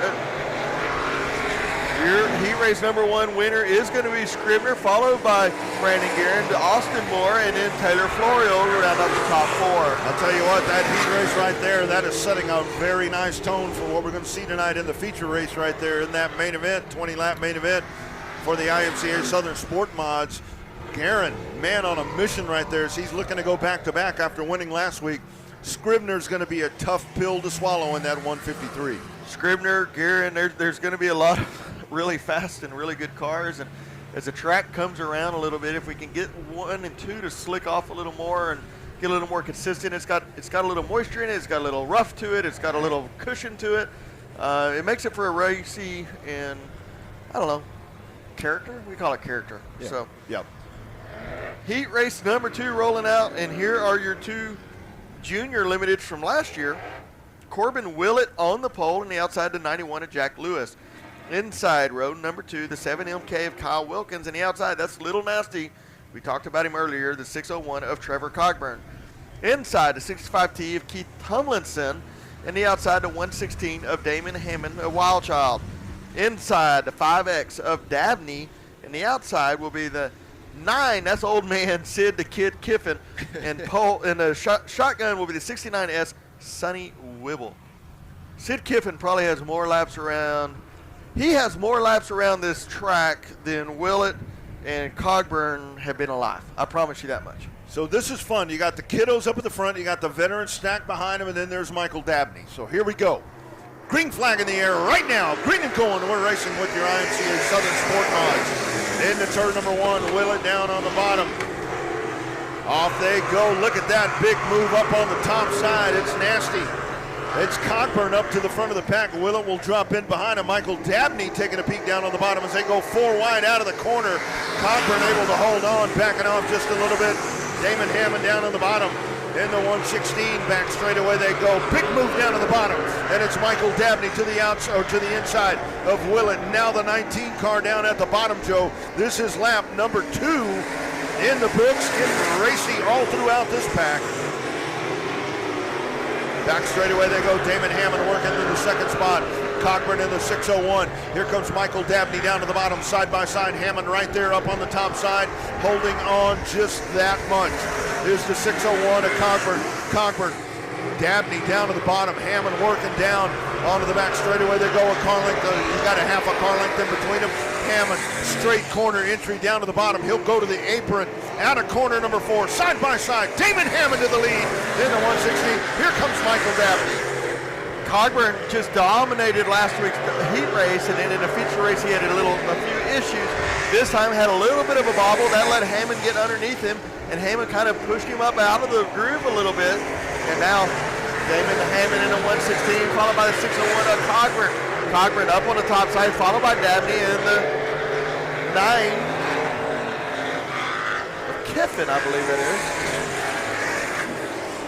Here they come around. Hammond this time by 2 sticks in the air as he leads over Cogburn. Dabney and the number 9 is Sid the Kid Kiffin riding in the 4th spot. Cogburn, great run off of turn number 2. Here he goes to the top side. He works over on the right elbow of the 116. Down to the inside. Here they go down into the corner. Cogburn to the bottom. Now he shifts, goes back up to the top. On the back straightaway, they make their way down to the inside of the 91. Cogburn, a little bit of contact. Cut the bumper to him, son. Absolutely. Here he goes. Here's Cogburn down to the bottom, Joe. Drag race. Out of the turn. Give it to Damon Hammond. Cogburn will come home second. Michael Dabney and the 9 of Sid the Kid Kiffin. Woo! Main event time's going to be fun in this one, too. You saw Cogburn there get a little bit, maybe a little impatient right there and put the bumper to him. I don't think he meant to do that, but Hammond knew if he had to protect that bottom, so he kind of parked it right on the bottom, and Cogburn got into him. And that's it for the heat races.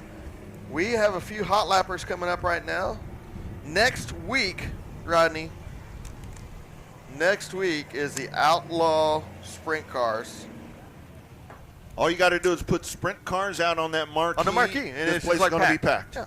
So, Boss Outlaw Sprint Cars.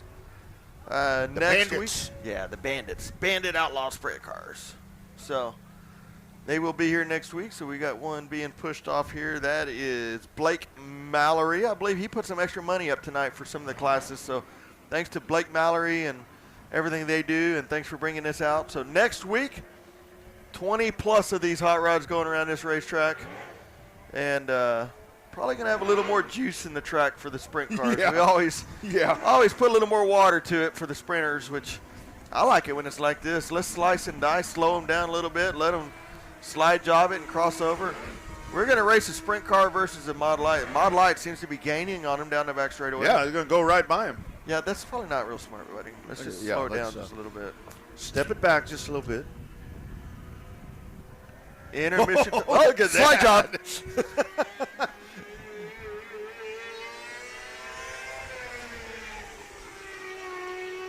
Hey, he There can we say go. he passed a He passed the sprint car. That's right. Intermission time, by the way, so go down and get yourself some hot food, some cold drinks. Here we go. Boss Outlaw Sprint Cars.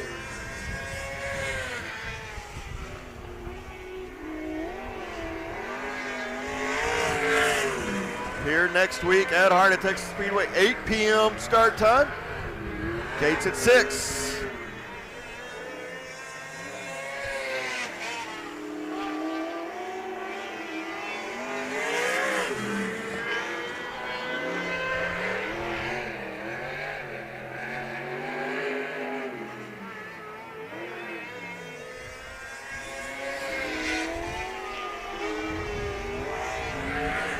You can really hear him having to work that throttle 3, 3, and 4 and kind of feather it as the track is so slick and having to skate up a little bit there. You can't hear that when there's a lot of those cars out there. It just sounds like they're all hammered down, and you can hear that throttle control and having to work that race car.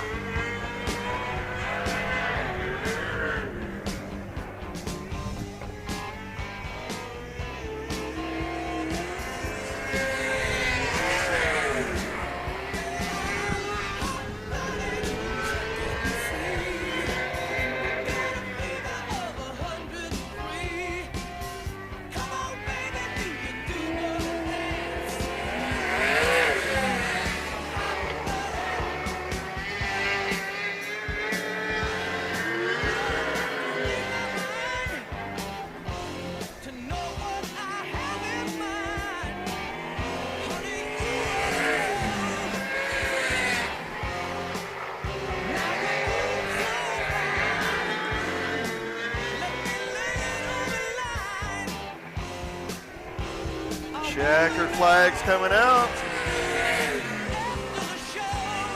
Bandit Outlaw Sprint Series here next week, 8 o'clock. You don't want to miss it. 20-plus sprint cars. Should be an excellent show. Last year, they were all wonderful shows from the sprint cars, so look forward to that. Don't forget, find your 50-50 ticket, lady. Half that money, autism awareness. The other half will go to the winner lucky ticket holder. So find your 50-50 ticket, lady, and get you some tickets. Grab yourself a drink. Take a little pause for the cause. We'll be back in a few minutes.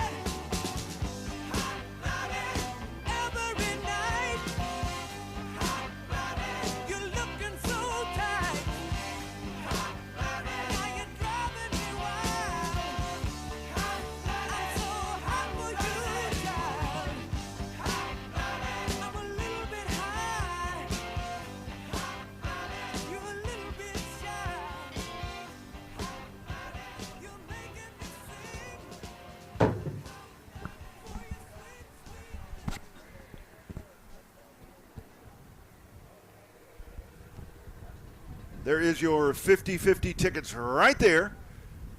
Right across the front catwalk right there. Again, half of that cash money going to autism awareness. The other in your pocket if you have that winning ticket number here coming up a little bit later on.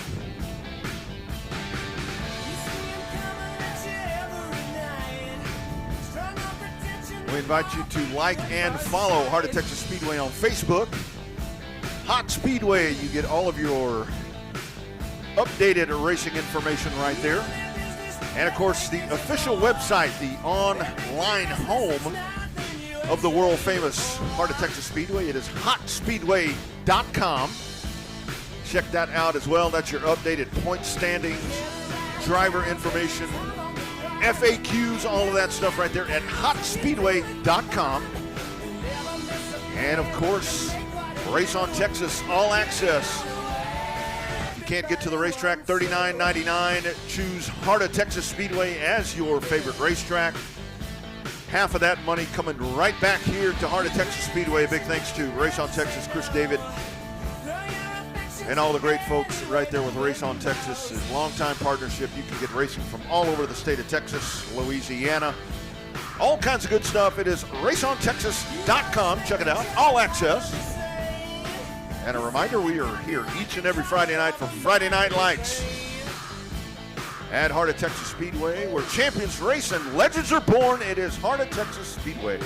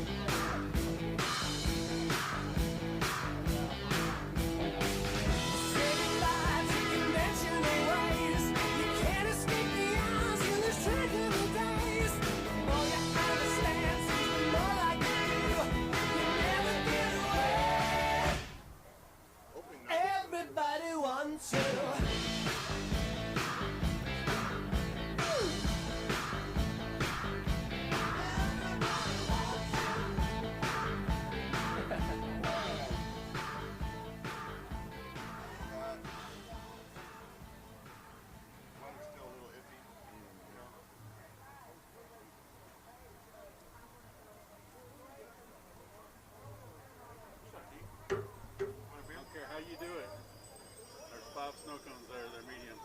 Give them away. They just got to go down there and get them. Put them in the box. From me.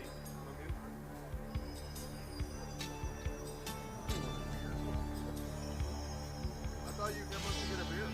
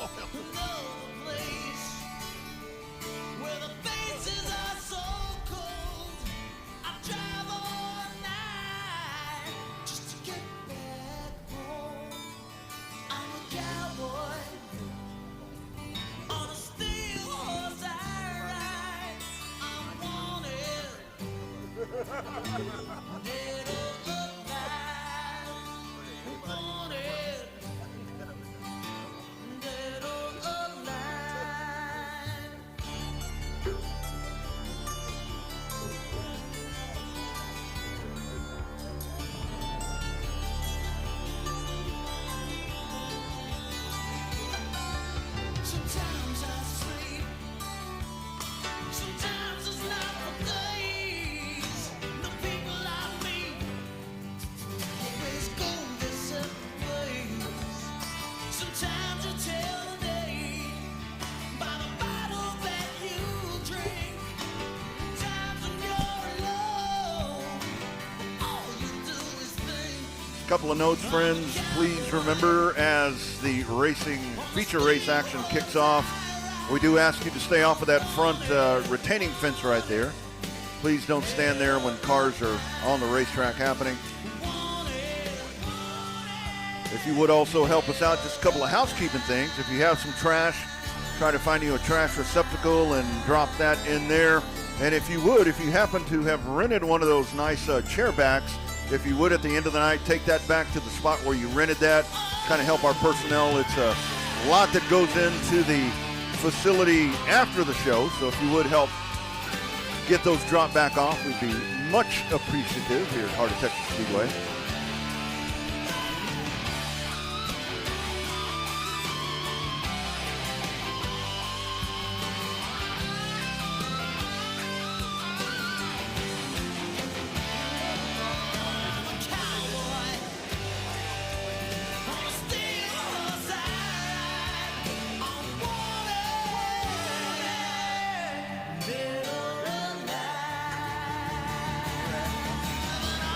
These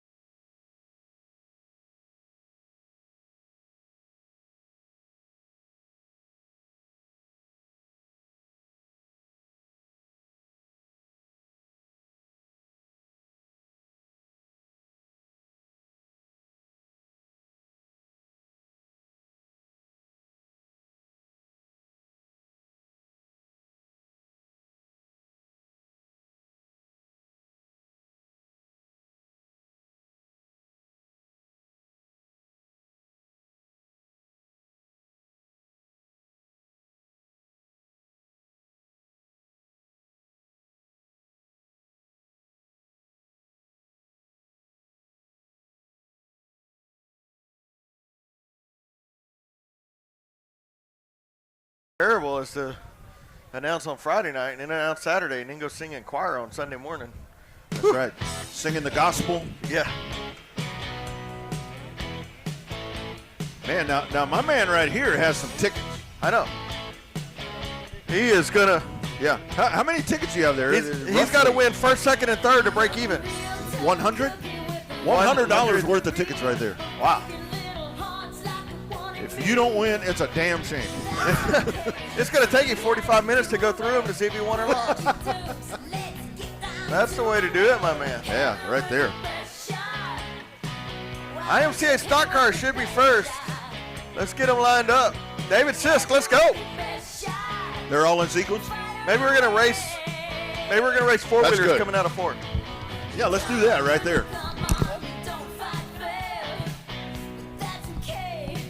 All right, let's clear the track. We're ready to go racing. They're not listening, Rodney. Send them off, David. Oh, that got their attention. Hey, slow down. He didn't listen. All right, Joe, here they come. IMCA stock cars. It's main event time here at Heart of Texas Speedway. You know, my favorite class. That's right. Drink up. All right. Lineups.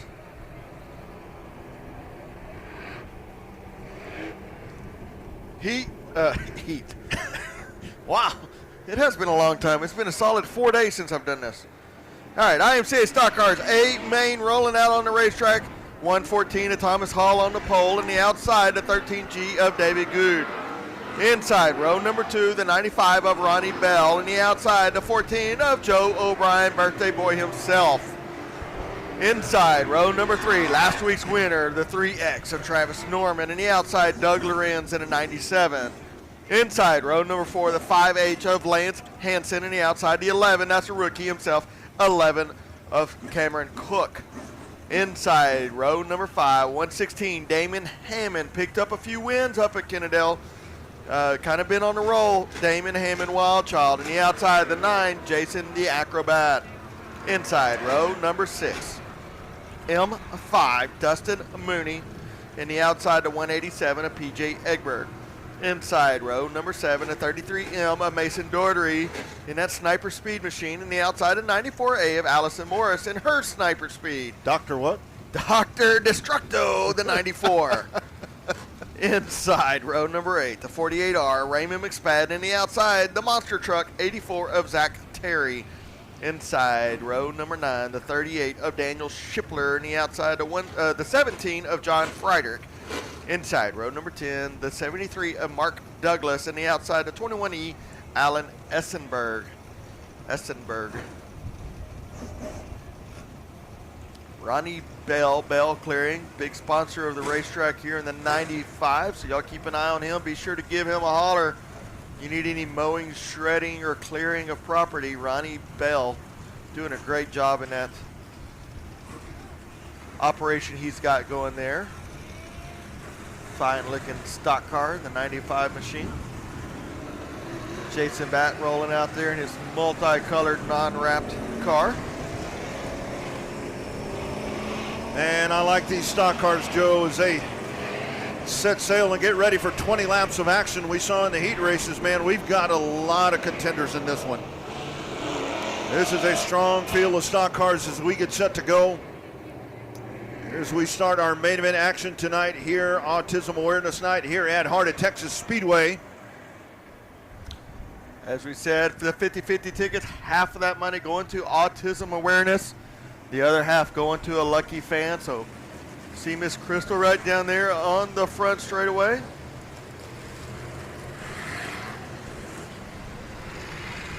All right, Joe, the track's changed up a little bit. We've watched the track kind of transition itself. Still have that breeze going. We're looking good over in 3 and 4. You see it all blacked up over there. Not so much over in 1 and 2. So let's see how these guys and ladies are going to navigate here as we start the feature races. Well, I think if we can click off 4, 5, 6 laps and get in a rhythm, it's going to be pretty good. My concern is going to be 3 and 4. They are going to go just wide open down into that and hopefully keep them under them, but I'm not sure that they'll be able to. 1 and 2 has some moisture right on the bottom, right through the middle, and right up on the top. So they're going to be going faster there. I don't know if there's going to be much more passing there. 3 and 4 is where it's going to be dicey at best. Watch for Jason the Acrobat. He'll go straight to the bottom, I would predict, and work it right around the tires. Norman likes it up on the top side. Hall up on the pole. Green flag. Off we go, iStocks into turn number 1. Here is Hall. He will take this full field of IMCA stock cars onto the back straightaway. Down they go side by side. You've got Bell down on the bottom. Up on the top side, the 13 of David Good Sr. Senior, they'll navigate their way around. J.O.B. down on the bottom, 3 wide out of the corner. Thomas Hall, David Good, Bell, Joe O'Brien down on the bottom, going to try to win on the birthday side by side. Here we go, Bell up on the top side. Joe O'Brien free and clear to the 3rd spot. This is lap number 2, 2 down in this main event. Joe O'Brien got that race car freed up enough to work down on the bottom side, got it buried down in the right front, and is working the car right around the bottom side. Thomas Hall free and clear out front of David Good in the 17, followed by Joe O'Brien, Jason Batt, the 10 of Cook, and then the 95 of Ronnie Bell. The 11 of Cook, my mistake. Jason Batt is right there up on the top side. The Cameron Cook right behind him. Here comes Travis Norman. Travis Norman running. He's got company back behind him from Lance Hansen Jr. Now they go single file throughout the top 5. Back to the 6th place car as they start to get a little bit racy. Cameron Cook taking a peek up on the top side. It continues to be Thomas Hall Jr. leading. He leads by 3 car lengths down into turn number 1. David Good Sr. And then J.O.B. Joe O'Brien, we got to slow it up on the top side, able to hold on there. It looks like we'll stay clean and green. That's Frederick. Here is Batt going down to the bottom of the racetrack. Everybody working towards the bottom here early on. Yeah, Thomas Hall actually moved up about a half a car width there on the bottom side of 1 and 2. Seems to have something to work with now. But now he skates up a little bit. That's going to let David Good in the 13 close that gap a little bit. Joe O'Brien going to open up his entry a little bit, rotate it, and drive it down the hill. That doesn't seem to be as fast as what he was doing before. Thomas Hall. Now Shipler going to get up into Shipler, the lap traffic. Shipler staying up on the top side, out of harm's way, hopefully. Thomas Hall, like you said, we see him open that up a little bit, but able to drive it off the bottom side, gets a good run. Found a very fast way around that bottom side, has Thomas Hall in 114. It was 2.5 car lengths on the back straightaway. Now it goes down to about 1 car length as Hall continues to hold on. Joe O'Brien running down to the bottom of the racetrack as well. Here is your top 5 as they begin to separate themselves. Up in the front, Thomas Hall Jr. in the 114. David Good Sr. in the 13. Joe O'Brien, Jason Batt, Cameron Cook. That is your top 5. A little bit of separation back to the 21 car as they continue to motor around, working towards the halfway point. A very smooth IMCA stock car main event. Travis Norman mired back in the back there a little bit. He's having to try to work his way into the top 5, but he's not having a lot of success. Here's Cameron Cook down on the bottom. Jason Batt up on the top side. Batt going to the top side as the top 5 continues to break away. It's still the 114 of Thomas Hall Jr. up on the point. Jason Batt opened up a little bit, didn't really get way up high, but just got one groove outside, was able to get around Joe O'Brien, but this time skates up a little bit, loses a little bit, and the first caution is out as Schiffler is around and into the infield. But don't look now, Dustin Mooney started place number 11 and now up into 6th position, and he was gaining on the leaders. He was letting it rotate up on the top side of 1 and 2 and then diving it and driving it down the hill, right on the tires on the exit, and had such a run of momentum did Mooney in the 21/5M machine. Watching some nice moves right there from Mooney as he has made his way into the pack now. Now we're going to re-rack them and re-stack them once again. Thomas Hall Jr. leads here at the halfway point up at the front of the pack. David Gooch Sr. riding in the 2nd spot. Jason Batt there in car number 9, the plain wrapper. Joe O'Brien trying to win on his birthday. Nice run from the youngster Cameron Cook as he sits in position number 5 as we go to the Texas 2-step restart. Race control getting that lineup here down to the racers via the receiver. But it is Thomas Hall on the point in the 114. Let's see if he can hold on, because now all of that goes away. New life in the race for Travis Norman as he was mired back there in the back half of the top 10. But now he'll have an opportunity. He's going to line up to the outside of the 5H of Lance Hansen Jr. Mooney had something to say to the race officials there. I believe there might be something on the racetrack they're going to look at right now. So it was interesting. Jason Batt actually made the outside of 3 and 4 work where nobody else could. He didn't make lightning moves, but he did pass a car up there past Joe O'Brien up on the top side. So we'll see now if he can get a good run, pinch David Good down on the bottom coming out of 3 and 4 on the restart, maybe pinch him down a little bit, put Good a little bit in the slick. Maybe he can get a good run and then dive down and get under David Good for 1 and 2. We'll see what happens there. Big Mike McCarthy out there in his mule looking for the debris on the track. Seems they got it picked up. Thank you, Dustin Mooney, for that help. And now we're going to have a restart. Mooney had worked his way up through traffic, and like I said, he found a different line than what everybody else was doing. Mama Mooney in the house tonight. I saw her a little earlier. She picked him a couple weeks ago out of the blue, and from 12th to the winner he did do. So Mooney on the bottom. Thomas Hall, here we go, lights are out. Here we go, green flag in the air from David Sisk. We are racing once again here in Heart of Texas Speedway. Thomas Hall will carry the field down into turn number 1. Jason Batt in that second spot, free and clear. He will go right there. Cameron Cook up on the top side. At his left quarter panel is David Good Sr. side by side behind him. Lance Hansen up on the top side. Joe O'Brien down on the bottom. Travis Norman running back there behind him. Dustin Mooney's going to go to the top side as we begin to dust it up here just a little bit as we race here in the I-Stocks. It is Thomas Hall holding on, but he does not have a lot of room between himself and the pack. They all go to the bottom. Hall holding on. Here comes Batt, Cook, Good, and now Lance Hansen into the 5th spot is way up to the top shelf. Rim riding up on the top side is Dustin Mooney. O'Brien taking a peek down on the bottom. Now they fan out just a little bit. There goes single file. Here's O'Brien going down to the bottom. Way up to the top goes the 13 of David Good Sr. Race up front, a very good race. Jason Batt got into Thomas Hall a couple of laps ago, picked up off of the throttle, let him gather it back up. Good racing. Once again, little love tap there, getting in through the middle of 3 and 4. Got to push him up out of the groove just a little bit, but it is still going to be Thomas Hall. Thomas Hall up through the second, third groove up now, but that actually was a faster lap for Thomas Hall. Pulls Jason Batt. Jason Batt now once again, and Cook now on the bottom side. 3-car battle for the lead is still going to be Thomas Hall, the 9 of Batt, and the 11 of Cook. Now they go down into turn number 1, now onto turn number 2. Jason Batt going down to the bottom of the racetrack. Cameron Cook slips back about 1 car length from the second place car. A little bit of a bumper tap once again, trying to loosen him up just a little bit up to the top of the racetrack.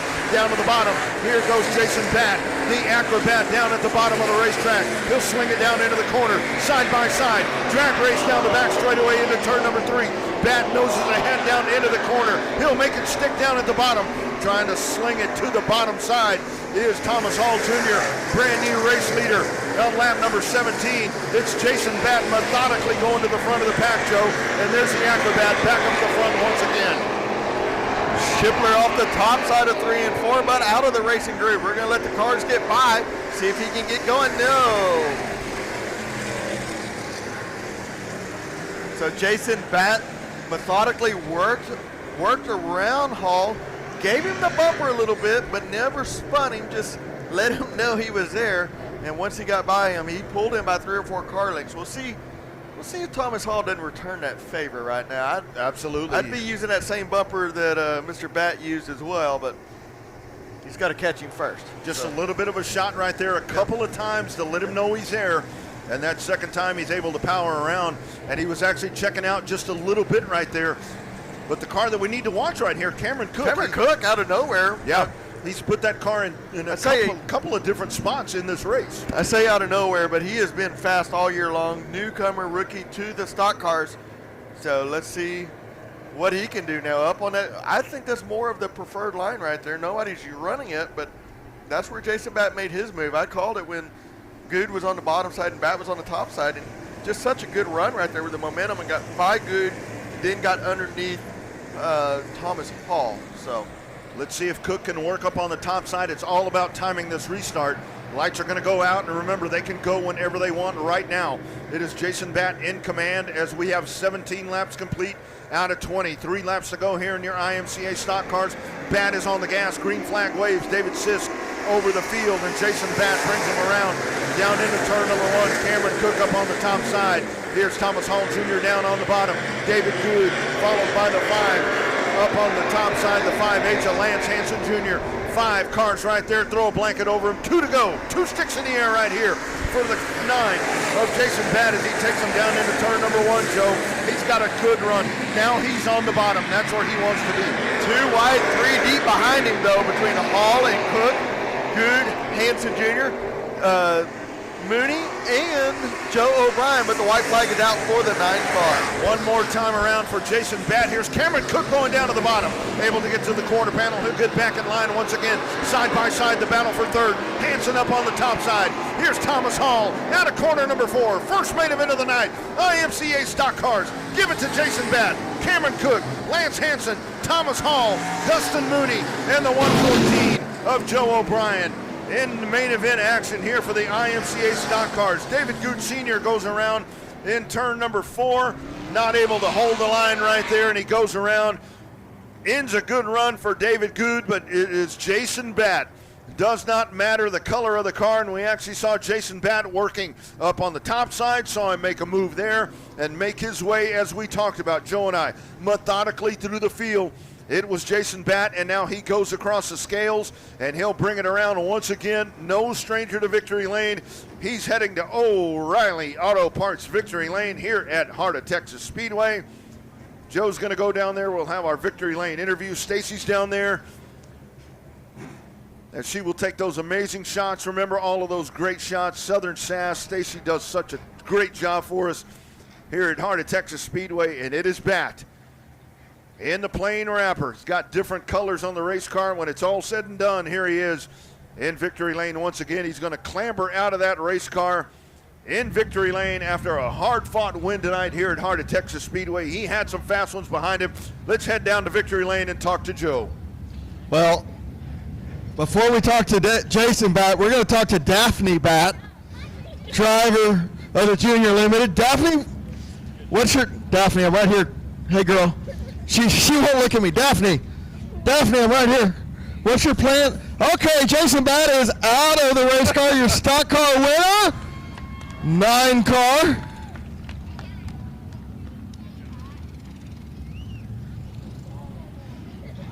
Jason, second night out tonight? Yeah, second night in the car. First night, a lot of smoke. Probably a little bit of smoke, but if it's smoke now, it's out of the headers. We fix all the outside leaks, so. Good job. Anybody want to thank? Any secrets? Yeah, lots of spanks. Spanks to JP. Thanks, JP. Let me tell you how this works. I decided to get a little help this year, and we butt heads. You know, we're like, I got my way, he's got his way. And this week, like Wednesday, he said, dude, just put what I said under the damn car and go race. And that's what we did. So that's where we are. And thank you, Paisley. Thank you, Vivian. And wrap it up. This is the first heat feature. That may be the shortest interview ever. So Jason Batt, anybody else? The girls, right? Hey, y'all come out April 10th and see some kids do some hot laps and practice, and that should be a good deal too. So come on out there. Jason Batt, your stock car winner, also the world record holder for interview length. What do we got next? Factory stocks. Yep, O'Reilly Auto Parts victory lane. There he is. One more time. Big round of applause. Jason Batt wins it here tonight at Heart of Texas Speedway as the factory stocks sit on the back straightaway. They are set for 20 laps of action. Your starting lineup on the pole in car number 18, Double M. Out of Temple, it's James Mercer on the outside. Out of Bridge City in the 54H, Caden Honeycutt. Row 2 on the inside, out of Ennis. Car number 2, it's Cody Dixon on the inside. Out of Robinson, it's Michael Gannett in car number 25. Row 3 on the inside, out of China Springs, Dylan Kidwell in car 494. On the outside, out of Little River, Daniel Ralston in the 12X. Next row down on the inside, out of Ennis in car number 10, it's Nate Dixon on the inside, or on the outside, pardon me, out of West, it's James Schoenrock. Next row down on the inside, out of Reisel in car number 46, it's Ty Miracle. Axtell's own Shannon Dulock on the outside in car number 47. Next row down on the inside, car number 429 out of Rusk, it's Jason Hood on the outside. Right here out of Waco, in car number 48, it's Mike Land. Following row on the inside, out of Belton, Jacob Pruitt. Car 62 on the outside, out of China Spring. Car 92, it's Elliott Black. Following row on the inside, Michael Votaw, car number 29, out of Ross on the outside. Out of Midlothian, car number 8, Taylor Ralston. Next row, position number 17, out of West, it's Jeff McCarkew in car number 32M. On the outside, out of Waco, Brian Johnson, car number 0. Next row on the inside, out of Belton, the 17M of Christopher Mercer. On the outside, it's Willie Dean out of Hubbard in car number 45. Following row, inside, out of Ennis, car number 04, Justin Strain. On the outside, out of Athens, it's Aaron Arden. And solo on the backside of the pack, car number 714, out of Elmont, right here out of the hometown, it is Charles Mulvaney. Factory stocks, 20 laps, 23 cars strong. This is going to be a good one. Well, once again, if we can do like we did with the stock cars, if we can get 5, 7, 8 laps under our belt, let everybody get into a rhythm, should make for some good racing. I was a little wrong about the stock cars. They got a few more laps than I thought they would before they started spinning out. They did a great job. Good race. Hard racing up front. I've had a couple of texts about Jason kind of using the guy up, to get around him. But it's a one-groove, bottom-dominated track, and you're going to get that with the stock cars. And I wouldn't even say it's dominated. There's a lot of movement going on there. So here we go. Lights are out around the racetrack. We are set to go. Factory stocks are set. We are ready to go. Mercer and Honeycutt. Green flag in the air. We're racing with the factory stocks. Into turn number 1 they go. Honeycutt from the top side will take the whole shot. Down into turn number 1. Back straightaway they go. They bunch it up. Michael Gannett all the way to the top of the racetrack.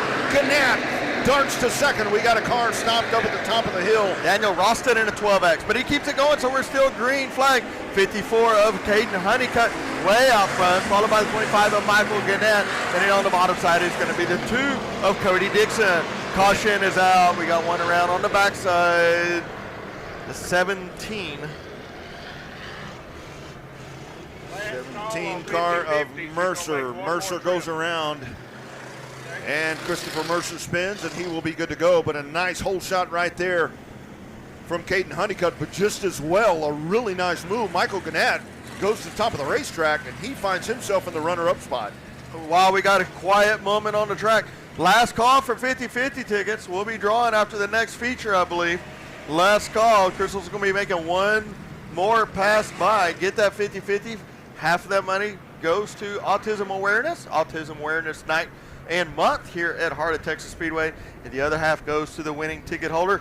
No 1099s, no W9s, no W2s, no 69s allowed.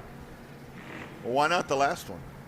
I don't know what you're talking about. Huh? What? Who what? All right, let's try it once again. Caden Honeycutt comes into the race tonight. As we talked about, he's coming off of 5 straight wins in the races that he has run. And here he is in this really fast factory stock. Was able to get away from the pack right there, but now they're going to rack him up right behind him. And Gannett seems to be a man on a mission tonight. Well, he's been so close. He's been digging, the last year actually, not just tonight, but he's been digging. In the old car, had some just really, really good nights, and then something just really silly would happen. Ralston back out there now. He went up off the track and almost up in the wall and gathered it up, and he's back out there, but man, he's slow moving. I think he's going to gas it up one time, get a half of a hot lap. Yep, it's good to go. This dog will hunt. That's what he says. So let's take a look right here, Joe. You've got Schoenrock. Schoenrock's in the middle of the pack. He was really good in the heat race. And he's got some work to do, and he's got some really good stuff in front of him. Fast cars in front of him. We got Nate Dixon, of course, 47 of Dulock. There's a lot of fast race cars in front of the Schoenrock. So he's got a lot of work to do there. That's where the draw will make you or break you. When you got this many fast cars, you can draw the 1 and still have a battle. You can draw the 12 and have a real battle. So not quite ready yet. I don't see him giving the 1 yet. Race control Silver working. holder. Race control. So what class is this? It's the factory stocks, and AKA Bombers. The old Bombers. Yeah, I'll tell you. I mean, seriously. They've evolved. Yeah, they've evolved. Just a little bit. Knock the windows out. Put a wrap on them. Pull the glass out. Yep. Take the seats out. Put a steering wheel in it. That's it. Collapsible shaft. That's it. Stock exhaust manifolds. Stock uppers. Stock lowers. Stock rear ends. How are they so fast? Good drivers. Oh, yeah. It's those $35 slicks. Yeah. Or they cheat. They all cheat. Bombers, here we go. Lights out. 54 says, right now, I want to go right now. Honeycutt with the hole shot. Caught them all sleeping. Schoenrock into the tire. Honeycutt on the gas, side by side. Cody Dixon up on the top side. Michael Gannett down on the bottom. They race side by side down into turn number 3. Gannett down on the bottom. Cody Dixon way up on the top side. Gannett nice and steady down on the bottom. As Honeycutt continues to lead, you got them all bunched up back here. The 18M gets in a little bit of a problem. Able to hold on there. Mercer, double M, pardon me. Now they start to go single file. Here comes Shannon Dulock out of nowhere, Joe. Gives a All the Cody way to the Dixon a fourth spot. bumper. The chrome horn says, Dixon, I'm ready to go. I tell you what, Mike Lamb coming out of 3 the previous lap, almost spun it in front of the field, gathered it up. Everybody missed him and dodged him. Now we're back racing, but now Dulock on a mission up on the top side around the 2 of Cody Dixon. Now going to set sights on the 25 of Michael Gannett. Dulock up on the top side. Nobody else is up there. Dulock says, I'm going to go where you aren't. Yeah, I'm going to go to the top side now. Honeycutt going to be getting into some lap traffic. Let's see if he can maneuver that and get around. 12X of Ralston. Let's get him off the racetrack. Good job, Ralston. Thank you, sir. 25, Gannett on the bottom side. 47 and Dulock up on the top side. Dulock with the momentum. Going to dust those marbles off the top side. Give it a few laps. 18M and Mercer now slow getting off the racetrack. Dulock up on the top side around Michael Gannett. 54 Honeycutt down on the bottom side. Splits the lappers. Caution. I tell you what, we had a lot of cars sitting there. The funny thing is, you've got, I think, Ralston sitting up on pit road trying to get into the pits. But what this group was running into, the leaders were making their way around, Joe. You had a lot of guys that weren't going anywhere in a hurry. No, they were out for a Sunday stroll or something. It looked like 35 over here on Friday in Waco. I mean, what we were watching right there. Yeah, it was pretty slow there. I wasn't real sure what was going on. It looks like I think that's the Mercer that was stuck on the exit chute, so I had to throw a caution to get that cleared out in case we needed somebody off the track in a hurry. We didn't want to have a big wreck at the exit chute. So here's what's going to be fun to watch. We're watching Dulock go up to the top of the racetrack. Like you said, he's in no man's land. Nobody is going up there. What we don't know, I mean, Honeycutt's able to get away from the pack, and Honeycutt's running at the bottom of the racetrack because, I mean, that's the shortest way around. But now with Dulock going up to the high side, let's see what happens now, because he is going to be right on the back bumper. When we double this thing up and go to the Texas two-step Delaware restart, Dulock's going to whip it to the outside. So let's take a look right here and see what Honeycutt does. Well, we just saw Honeycutt through 3 and 4. It's kind of a mind game sometimes, and sometimes it's actually for information. He jumps to the top side, kind of gasses it up.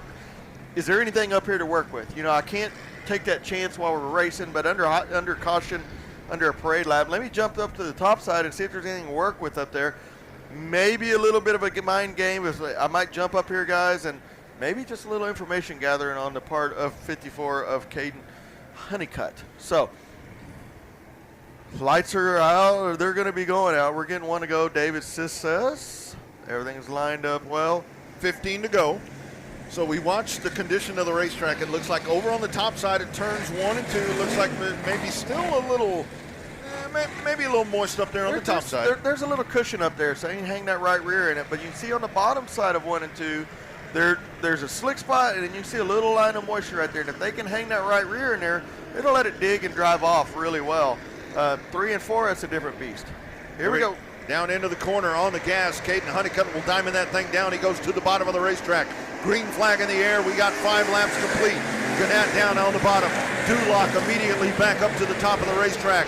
Off they go. Look at Dulock. Look at that push off of turn number 2. He'll motor right around Dulock or Gannett.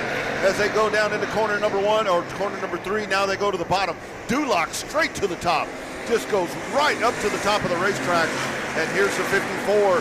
Honeycutt goes down to the bottom. They bunch it up behind him. Mike Land all over the backside of Michael Gannett as they race down into the corner. Nate Dixon up on the top side. Sorry, Joe, here they come around. We got trouble on the front stretch. Mike Land now gets underneath Michael Gannett, and he's going to motor by and get up into the top 3. But it's still going to be Duloc jumping to the top side of 1 and 2 and then diamonding down and driving to the bottom side of 3 and 4.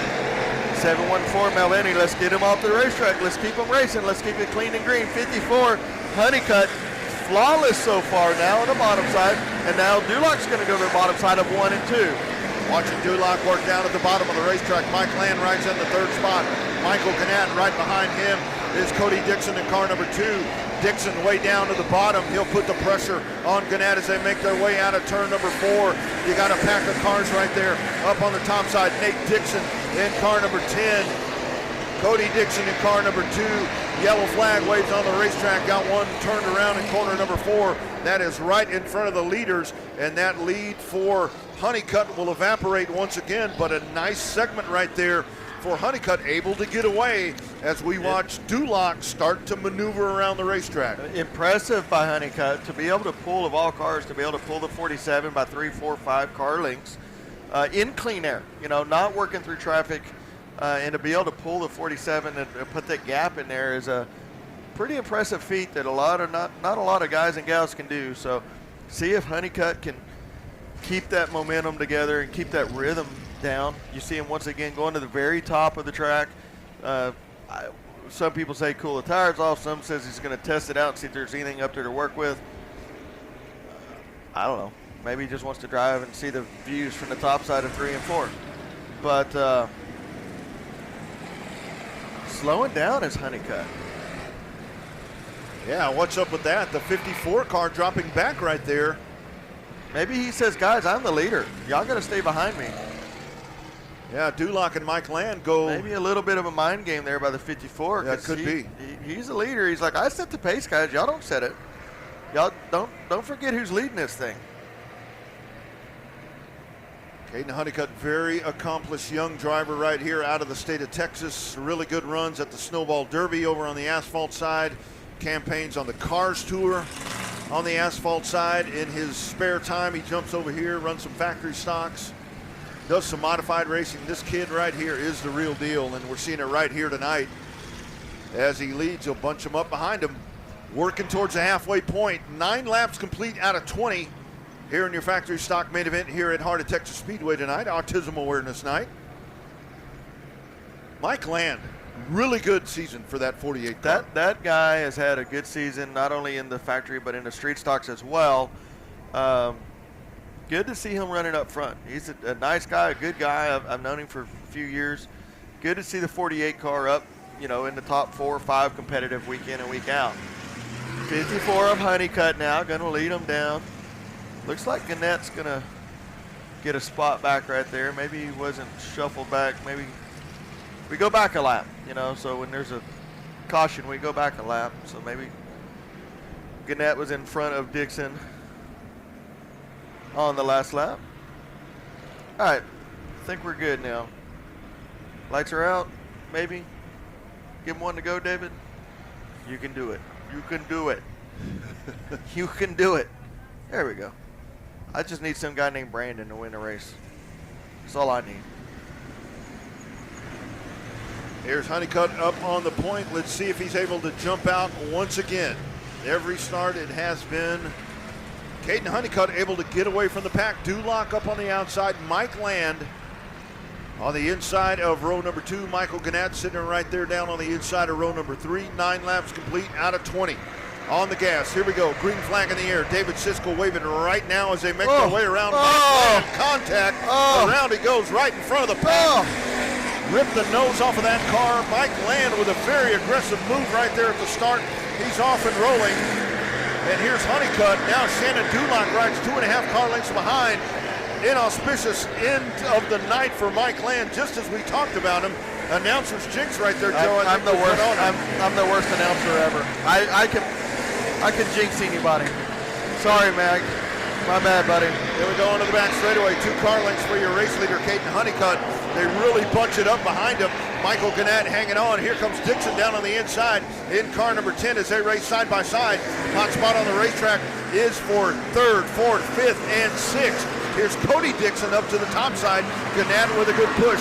Onto the back straightaway they go. Nate Dixon down to the inside in car number 10. Now Shannon Dulock working all over the backside. Caution flag on the racetrack as we have a car stopped at turn number 4. Dulock able to push up to the back of the 54M. Dulock got in a nice little rhythm there and found something he hadn't been able to find before and closed that gap. And was just starting to work on the 54 when we had the caution come out. But man, Mike just got into 54 a little bit there on the restart, and the track is so slick. Once he got into him, it spun him around and tore up a lot of stuff. So that's a 714 of Mulvaney, I believe. Yep, Mulvaney.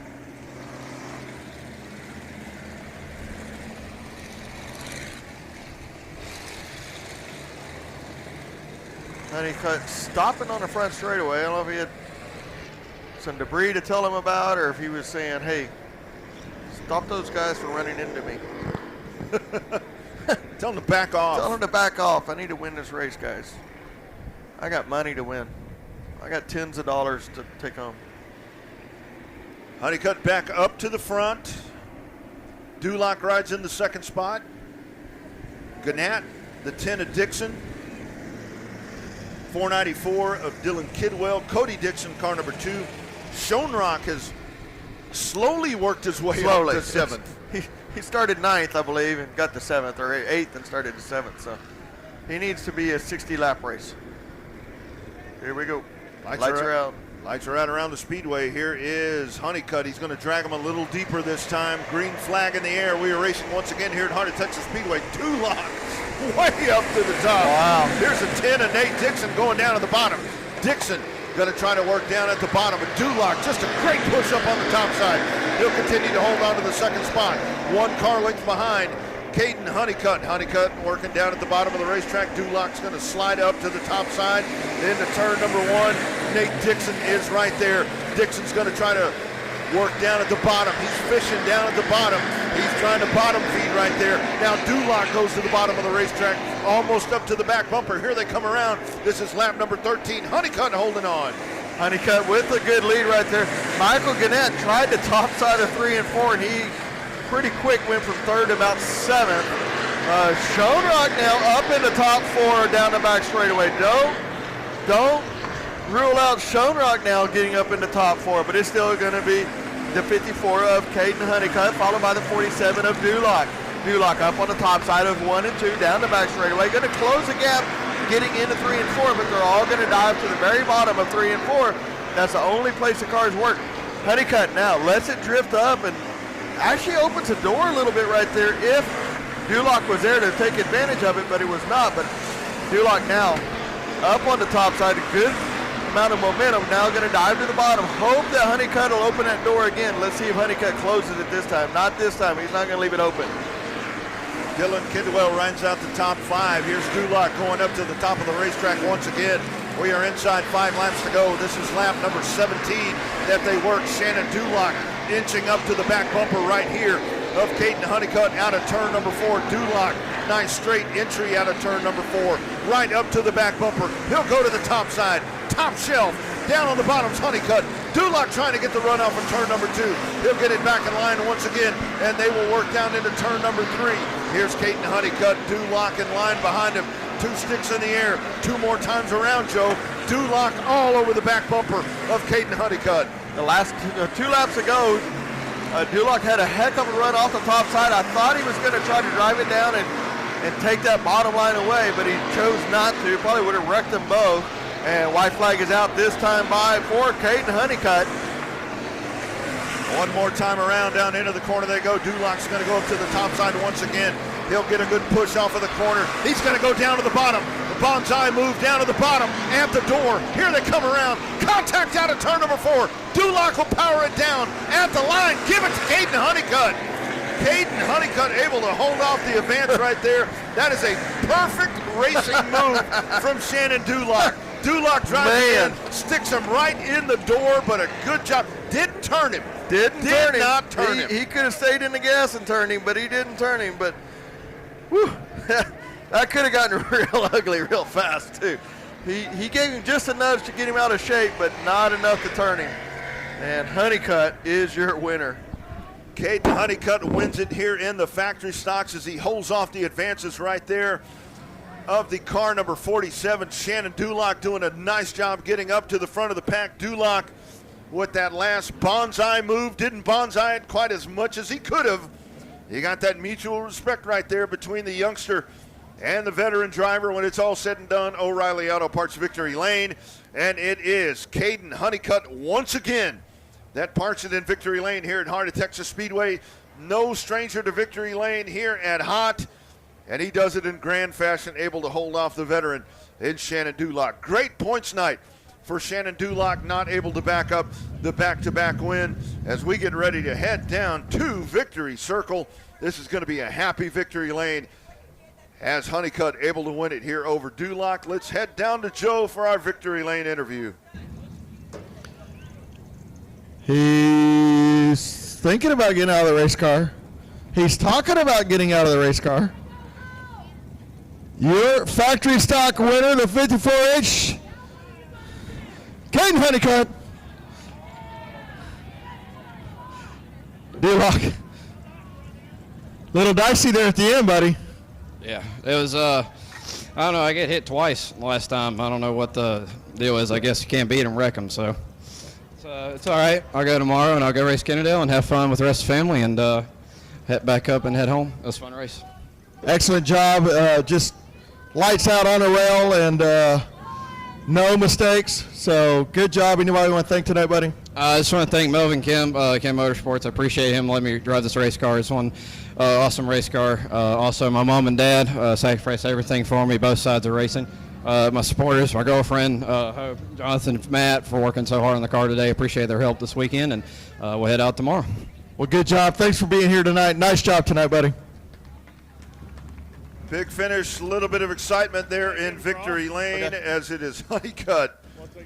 Honeycutt able to hold off, and there he is, a big winner here tonight in the factory stocks in O'Reilly Auto Parts Victory Lane at the world-famous Heart of Texas Speedway Friday Night Lights. And I think we're getting set for our drawing that's coming up. Caden's going to draw us a ticket, 205. No, you don't. Draw. Your winner for the 50-50 ticket, 205 for 205. Your 6245 is your last four. 6245. Where's my winner at? 6245. 205. Oh, we lost part of that race car. 6245. We got a winner yet? And remember, put $6 aside. $6 aside.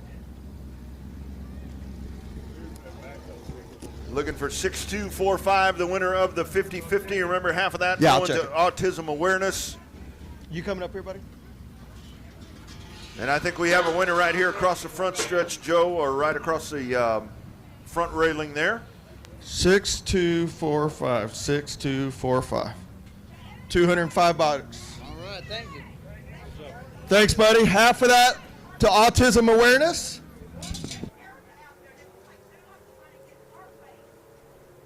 And here come the Mod Lights. IMCA Mod Lights, our guest class here tonight as they make their way out. Your starting lineup on the point.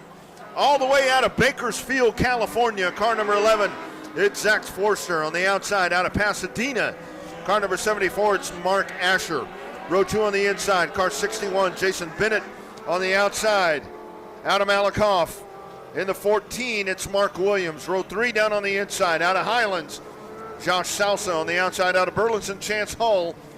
Row 4 down on the inside, out of Lindale, James Stinkle. On the outside, out of Fort Worth, it's John Thiel. Row 5 on the inside, out of Cleveland, Joe Butler Jr. Out of Mansfield on the outside, Michael Wells. Out of Malakoff, Next row down on the inside, car number 78 is Ashley Williams on the outside. Todd Looney in car number 24. Final row, inside, out of Joshua. Car number 3, it's Charles Armstrong Jr. On the outside, out of Lindale, car number 59, it's Monty Stinkle.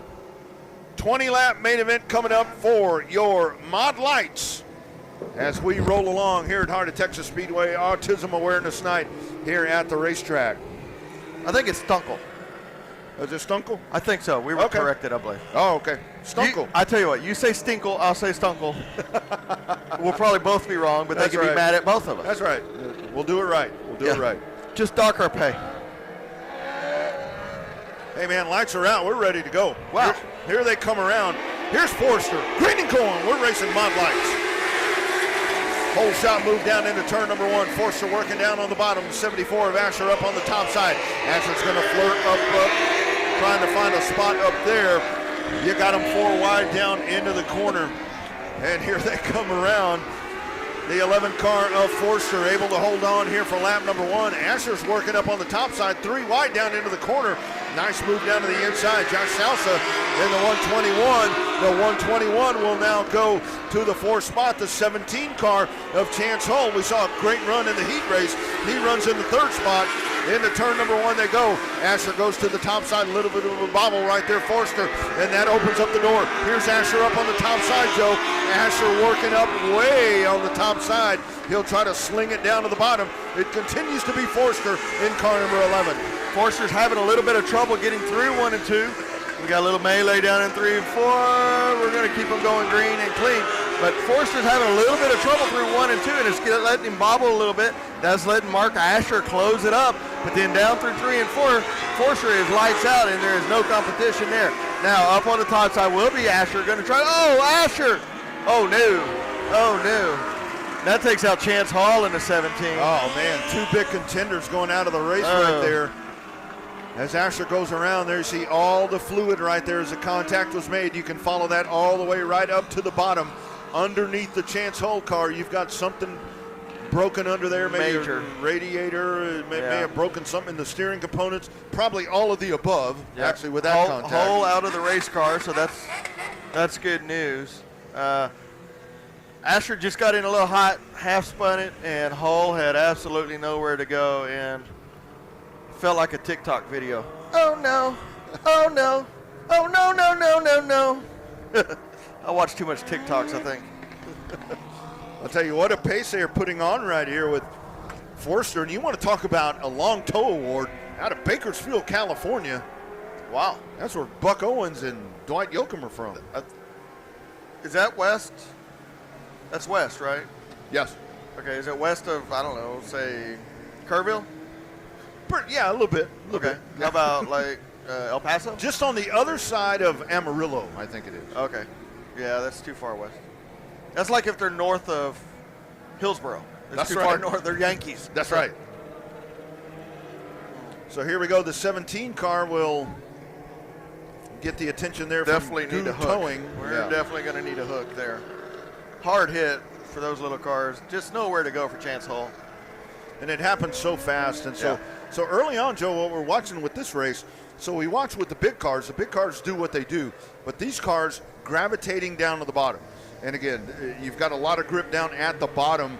With these cars, you don't have the weight. I mean, you're talking about 1,300 pounds right here for these cars, so they're going to go down to the bottom. I mean, you're not going to have a lot of move. And I think that's what happened there with Asher. Asher goes to the top side. Well, just stuck in the loose. middle of the track there trying to work something out. But I also saw down on the bottom side, Forster was having a little bit of trouble through 1 and 2 on the bottom side. I don't know if there's a little bump down there or if his car is just too tight. And I think that's why Asher moved up a little bit to get out of that groove and maybe give him a place to diamond it off and drive under, and he just got into slick and looped it around in front of the world. Like I said, the 17, a Hull going off on a hook, and that's heartbreaking. I was sure wanted to see a good race, and we took out 3 of them right there. So Joshua Sasa in the 121 now, currently up in second. Still got the Outlaw Street Stocks, your Junior Limiteds, your IMCA Modifieds, and your IMCA Sport Mods A lot to of go racing here left tonight. Lots of racing to go. Don't forget, next week, the Bandit Outlaw Sprint Series, also known as the Bosses. The Boss. Hey, look, Asher's back out there in the 74. Guess it wasn't that bad of a deal after all. Yeah, so sprint cars next week, gates at 6, racing at 8. So be sure to be here and join us for that. Always a good show. Right here at the world famous Heart of Texas Speedway. Track crew working right there at the exit of turn number 2. A little bit of fluid oil, down at the yeah, bottom. put a little oil dry down. They don't have this 3,000-pound cars to go roll through it, so they're going to put a little oil down. So. Chance Hall being towed off. Yeah, not the ending, obviously, that he was looking for. A really good night for him in the heat race. He was hauling the mail there in that heat race, but it ends as he was in the top 3, making a really good run here at the leader. For sure, for sure. 4 laps down here out of 20 for your IMCA mod lights. And again, the mod lights now an IMCA sanctioned class, so they can drag these things around, go run wherever they want. Yeah. All around the country, and that's the beauty of the IMCA. Boone Speedway, Kansas, Nebraska. All those places north of Texas. California.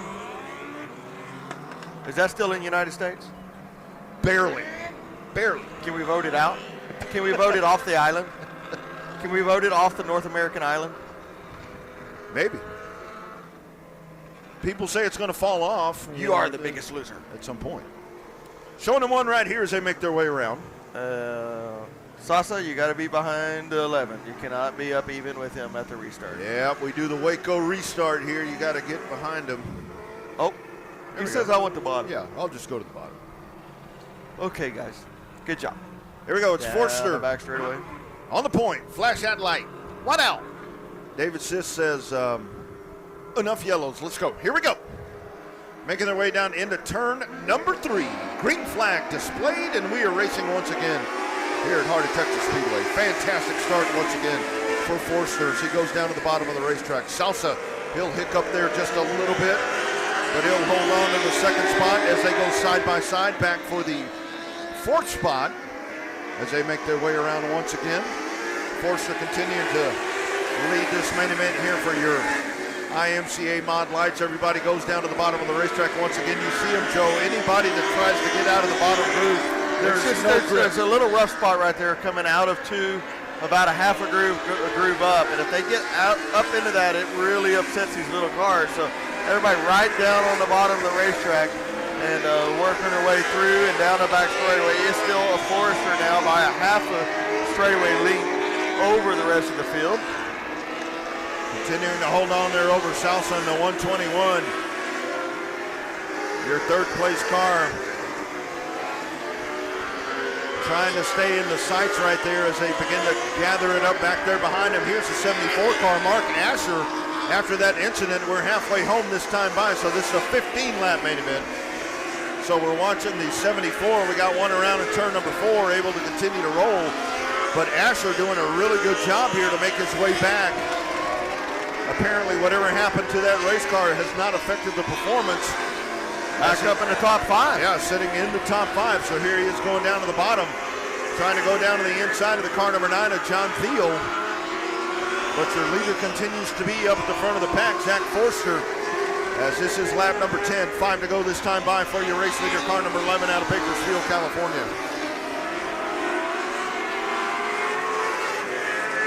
Out of turn number 2, Forster once again, as now you got a lot of back markers there. Salsa's going up to the top of the racetrack. He's going to try to do it the hard way down to the bottom of Forster. Here's Salsa. He'll navigate down to the bottom as you got a lap car right there, car number 78. As that's Ashley Williams. And now back within the field division once again of the 2nd place car. Salsa is your leader, Forster, as they race down into turn number 1. We'll call that about 7 car lengths here in these mod lights. Next time around, 2 sticks in the air. It'll be 2 laps to go for your race leader, car number 11, Zach Forster. Forster out of the corner. They go down to the bottom of the racetrack. 2 more times around for car number 11. Salsa trying to dig in and find something. He does close the gap a little bit there out of turn number 2, but it looks like Forster's just kind of toying with him just a little bit. He'll go down to the bottom, and around goes Sousa on the 121. White flag in the air. Sousa will get it rolling once again, Joe. That's heartbreak right there. Sosa just ever so close. Just Tried missed it just a little Tried too hard just right a little there. too hard. Just a little too hard. But look at the 74. Worked his way, I believe, up in the top 4 now. All the way from dead last. And that's the thing with these race cars right here. I mean, it's all in the foot. I mean, these cars, when you hit the gas in these cars, they don't think about going. They just go. They just launch. And or just, spin. there was no grip right there. Yep. And around goes the 121. Down goes Frazier. Around goes the 121. The same thing. You sound just like that guy. Cosell. Yeah.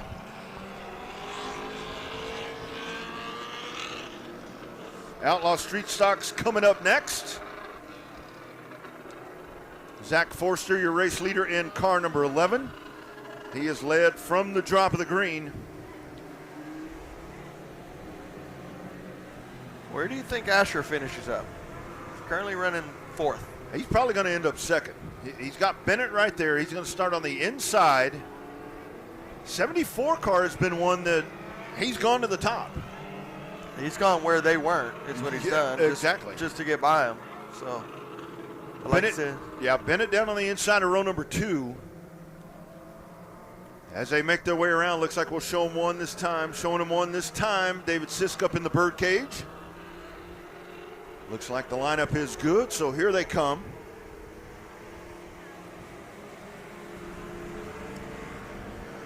Forrester out front, like you said, from the drop of the hat to begin with.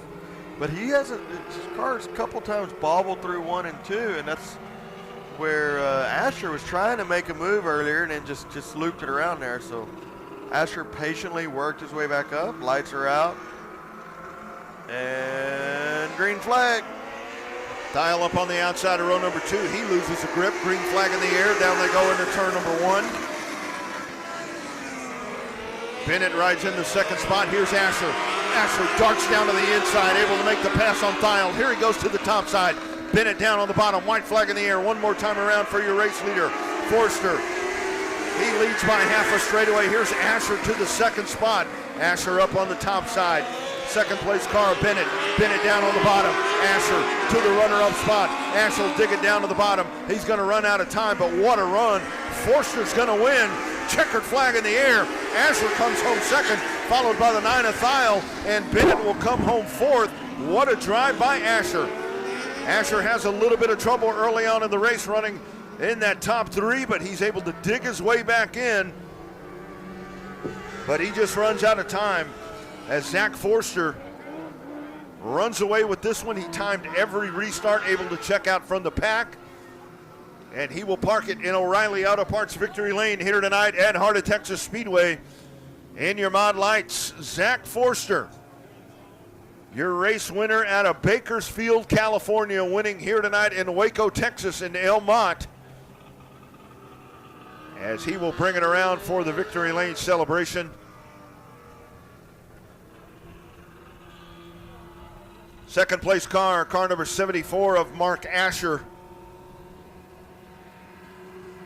And rounding out the podium, car number 9, John Thiel out of Fort Worth. But it is the 11. From start to finish, your race winner. He'll wheel it into victory lane. Stacy's there with the pictures. Joe is going to talk to our victorious winner here tonight as we go down to victory lane with Joe Spillman.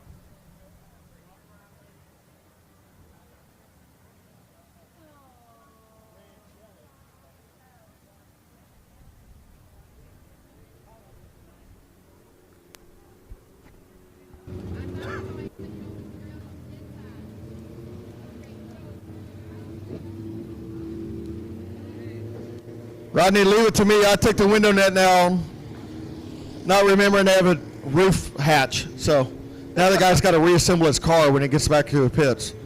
He's Good job, Joe. He's going to send you a bill.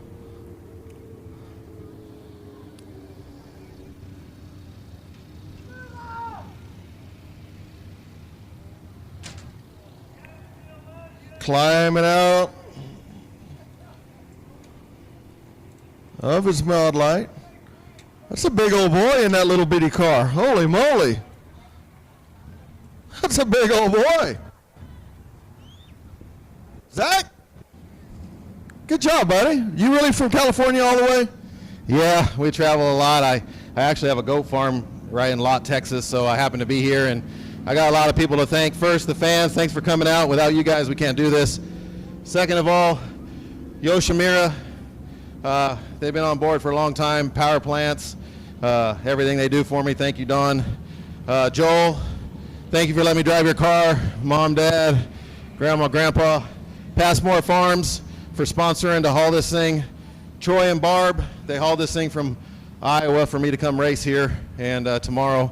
So I'm super happy about that. And then I have a business partner, got to thank her too. And her son's here with us in Texas right now. So thanks for all of that.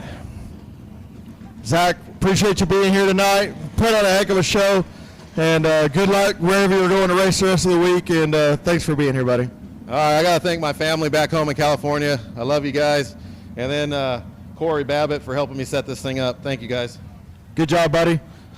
Hopefully all that family is watching us at home on Race On Texas, all access pass, and $39.99 a month.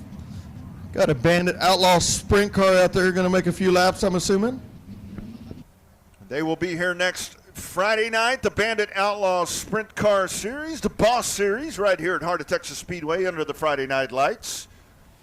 And here's a little preview right there of what you're going to see, the Boss Series.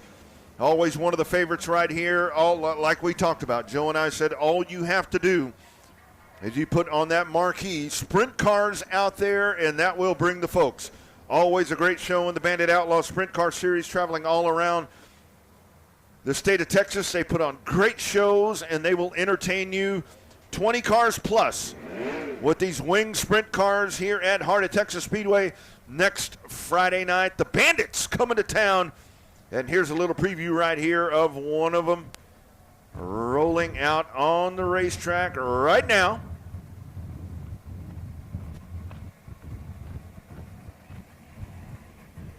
Absolutely cannot beat sprint car racing. Sprints come to town, and that brings the fans, that brings the excitement. Each and every time, we love having them right here at the high-banked quarter-mile world-famous Heart of Texas Speedway, where champions race and legends are born. Many a sprint car driver has come through this racetrack in the over 55 years of the legendary track history here at Heart of Texas. And we'll continue adding to that legacy next Friday night with the Bandit Outlaw Sprint Car Series.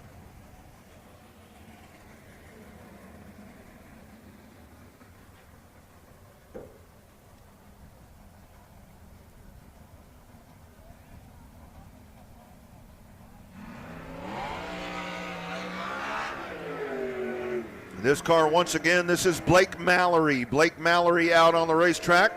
Veteran race car driver right here out of the state of Texas. Another driver that has done multiple different series here in Texas. Did a lot of super late model racing back in the days over on the pavement side. He's now transitioned over to dirt. Now racing in the Boss Series, here is Mallory. So we talked about Mallory putting some extra money in the purse tonight for some of the regular racing action. Kind of paying it forward before the Bandits come to town. Sheer horsepower right there as he's rim riding around the top of the racetrack. Mallory in the car, number one in he.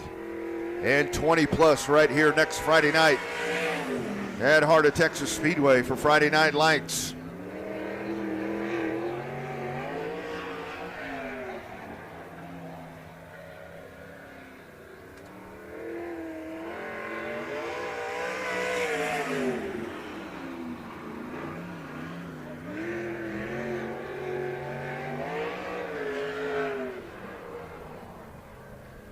Mallory turning laps right there last time around, 15.428. 15428 that time, even faster.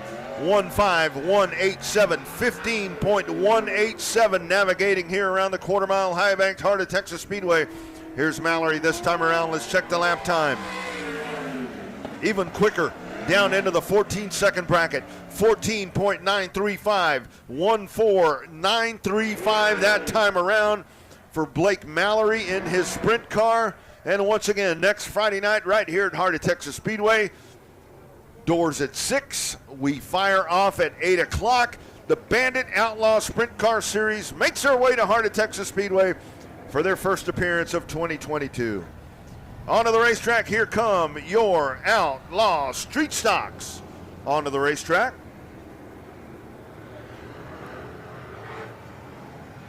Here is your starting lineup. On the pole out of Harker Heights, car number 45, it's Chris Cockrell. On the outside out of Waco, Wade White, car number 68.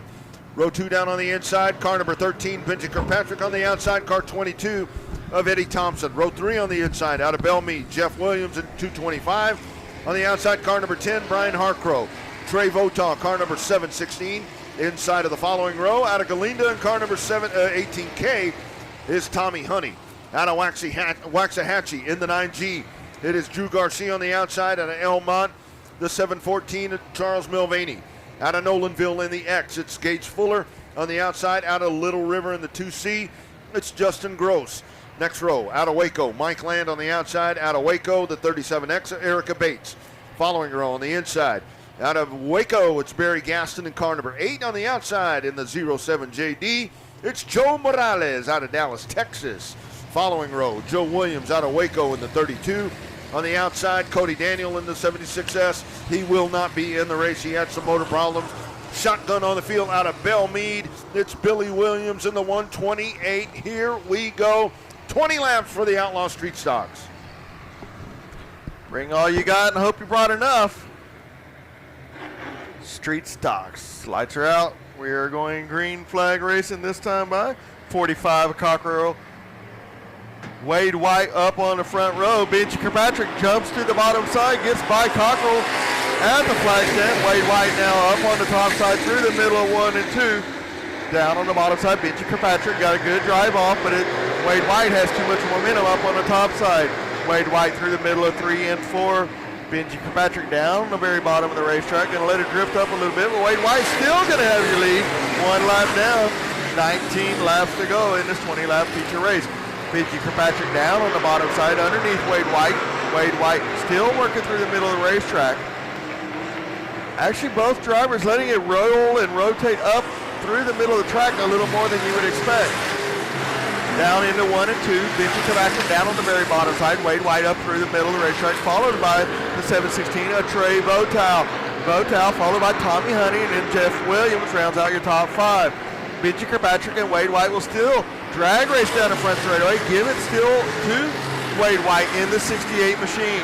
68 now through the middle of the racetrack. It's starting to lay a little bit of rubber down maybe and getting a little bit of something to work with through the middle of the racetrack. Everybody up off the tires now, not down on the very bottom. And now Wade White way up on the wall. Benji Kirkpatrick giving him a little bit of room to work, but not a lot. And it's going to be Benji Kirkpatrick, Wade White drag racing down the back straightaway. It's still going to be Wade White. Wade White's going to pinch him down just a little bit closer to the tires, but no. Wade White's going to drift up. And this time by, it's going to be Benji Kirkpatrick by a nose. Kirkpatrick now on the bottom side. Wade White up on the top side still. And then the 716 of Votal and Tommy Honey trying to find something. Work the top, work the bottom. Benji Kirkpatrick, 3 wide coming out of 3. It's going to be Benji Kirkpatrick down on the bottom side. Wade White now closes the gap and gets up through the middle. Off of 2. Drag race down the back straightaway. Still door to door for the leaders, but here we are. We're going to start getting into some lap traffic for the 2C. 3 wide now as Votal goes to the bottom. Benji Kirkpatrick through the middle and Wade White up on the top side. I was waiting for somebody to get down on the bottom. They keep leaving that bottom groove open where they've all been racing. These cars have a little better tire to work with, so they can work in places that the other cars, the stock cars, couldn't work. And now Votal is going to work on the bottom side. Getting into lap traffic. Keep it straight, Gracias. Wade White now with the preferred lane. Oh, caution. That might have saved Benji Kirkpatrick right there. The caution coming out.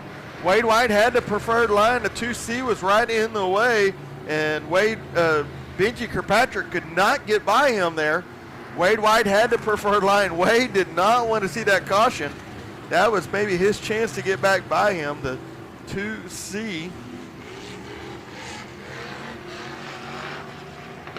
Still going to be the 68 out front, they say. Followed by the 13 of Benji Kirkpatrick. And a 716 of Trey Votal. Heck of a race up front. Throw a blanket over the top 3 and even 4 if you mix in the 18K of Tommy Honey. Surprising they are leaving that bottom line open. Everybody's been running the bottom all night long.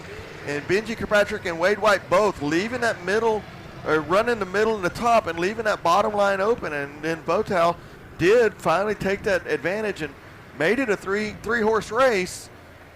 But the caution wiped all of that out. So 8 laps down, 12 laps to go in this 20-lap feature race. Wade White still out front, followed by Benji Kirkpatrick and then Trey Votal. Tommy Honey and then the Jeff Williams will round out your top 5. Drew Garcia, 10-car Brian Harkrow, Gage Fuller, Joe Dirt. Lights should be going out down the back straightaway. Let's see what Wade White does. He can make him wait as long as he wants, or he can go at the drop of the hat. Gonna wait for it. If I'm Wade White, I'm gonna rotate up through the middle and drive it right off the bottom and chop that nose off a little bit, but he's gonna leave it open. Nice jump there by Wade White. Off into turn number 1 they go. Kirkpatrick down to the bottom. Votal up to the top. Tommy Honey, very aggressive move back there behind him. Now they go single file down into the corner. Garcia, he'll go down to the bottom and try to follow that freight train on the bottom. Votal, side by side down into the corner. Wade White up on the top side. Here's Votal. They're going to drag race down the back straightaway. Joe, here is Votal. Inches ahead by a nose. Down into the corner. Votal digging that right front down into the dirt as they make their way around. Votal leads that lap. Michael Votel's brand new race leader right there. But these cars are showing there is something to work with in the middle and the top side of the racetrack when you have a little better tire. Showing us something to expect for the Southern Sport Mods that run the same tire. But it's still going to be Votal this time by lap a little very tight racing there. 2 wide, 2 deep. But it is going to be Tommy Honey right on the very bottom side. Wade White still working up to the top side. Now, Benji Kirkpatrick going to jump to the very top side. See if he can get some momentum, diamond it down, drive it underneath Wade White. But not enough to close that door, but he's still going to be on the bottom side of Wade White. See if he can motor him by him and pull through. Looks like 2 to go this time. Benji way up to the top. He's able to get down to the bottom. A little bit of contact right there with Tommy Honey. And now this battle is for second. Wade White up on the top side. Benji Kirkpatrick down on the bottom. White flag in the air this time. Trey Votal leading as they make their way down. He leads by 3 car lengths into turn number 1 down at the bottom of the racetrack. Wade White up on the top side. Benji Kirkpatrick got a lapper up in front of him. The 2C goes down to the bottom. Here they push into turn number 3. Votal down to the bottom. Checkered flag in the air. Trey Votal in the 716. Wade White able to hold on by a nose at the finish line. Oh, what a run right there. As they make their way around, Wade White comes home second, followed by the 13 of Benji Kirkpatrick. So it is Votal in the 716 as he sweeps the night. He wins the heat race and he wins the main event here tonight. But I'll tell you, he had a lot of hungry hounds behind him. And once again, the Outlaw Street Stocks do not disappoint. Here at Heart of Texas Speedway, you just love this class. I mean, you take a look at this. You've got every different variation of race car right here on the racetrack. 15-lap main event, and it is Votal, the race winner here tonight in this Outlaw Street Stock division. Votal getting set to head to O'Reilly Auto Parts Victory Lane for his trophy presentation. Check presentation. Good looking car number 716 running on a rail tonight. And he'll park it there in victory lane. He'll get ready to exit out of that race car for all the glory happening right there after a hard-fought win here over some very fast race cars in the Outlaw Street Stocks. Getting ready to jump out of the car. We'll head down to O'Reilly Auto Parts victory lane with my partner, Joe Spillman.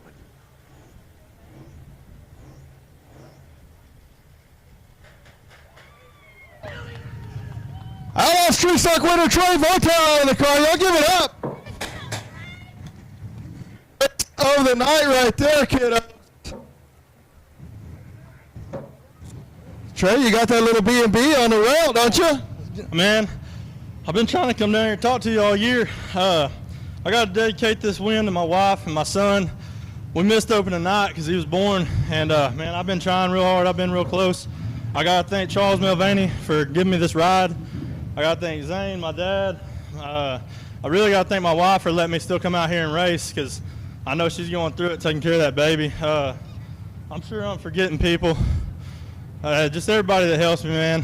It's great. I've been trying to get down here, and I finally got it done, boy. Nice job, buddy. I tell you what, I was a little surprised they left that bottom open. They were running right through the middle, right through the top, and all night we've seen everybody right on the bottom, and I was like, if somebody will jump down there, they might have a chance, and that's exactly what you did. Man, Benji's been fast all year, and I can't redraw at the front very good, and I don't know. I felt like I had something for him that cost come out, and I was able to beat him down to the bottom. And I just figured I didn't see nobody. I wasn't going to try nothing else. It felt like it was working good. Nice job tonight. Look forward to seeing you again, buddy. Votaw the winner here tonight in the Outlaw Street Stocks. Dominating performance, dominating night. We got Mama and we got the new baby on a FaceTiming up in the winner's circle. How cool is that? Mama and the baby FaceTiming. Love it. Couple weeks old, maybe 3 weeks old, so pretty cool. Getting set to go on the backstretch. There are your junior limiteds as we get set. Your starting lineup. On the pole out of Harker Heights, car number 2, that's Daphne Batt. On the outside, out of Cedar Park in the 10C, it's Colton Birmingham. Row 2 down on the inside out of the booming metropolis that is Red Rock, Texas. In car number 43 is Caden Petty. On the outside out of West, Wyatt Sexton, car number 89. Row 3 down on the inside. Out of Donnie, car 75 is Mason Warren. On the outside out of Kempner, it's P.J. Egbert. P.J. Egbert. Next row down on the inside out of Belton in the 7C, it's Colton Abshire. On the outside out of Lorena, Caleb Merritt. Following row down on the inside out of Salado, Jeff Bowser Jr. in the 730. On the outside, Corbin Riojas out of Waxahachie. Following row down on the inside out of Waco, Corden Morosky in the 08. On the outside out of West, car number 10, it's Brady Garrick. And the final row out of Halesburg in the 07, it's Cale Black. And on the outside out of Elgin, the sausage capital of Texas.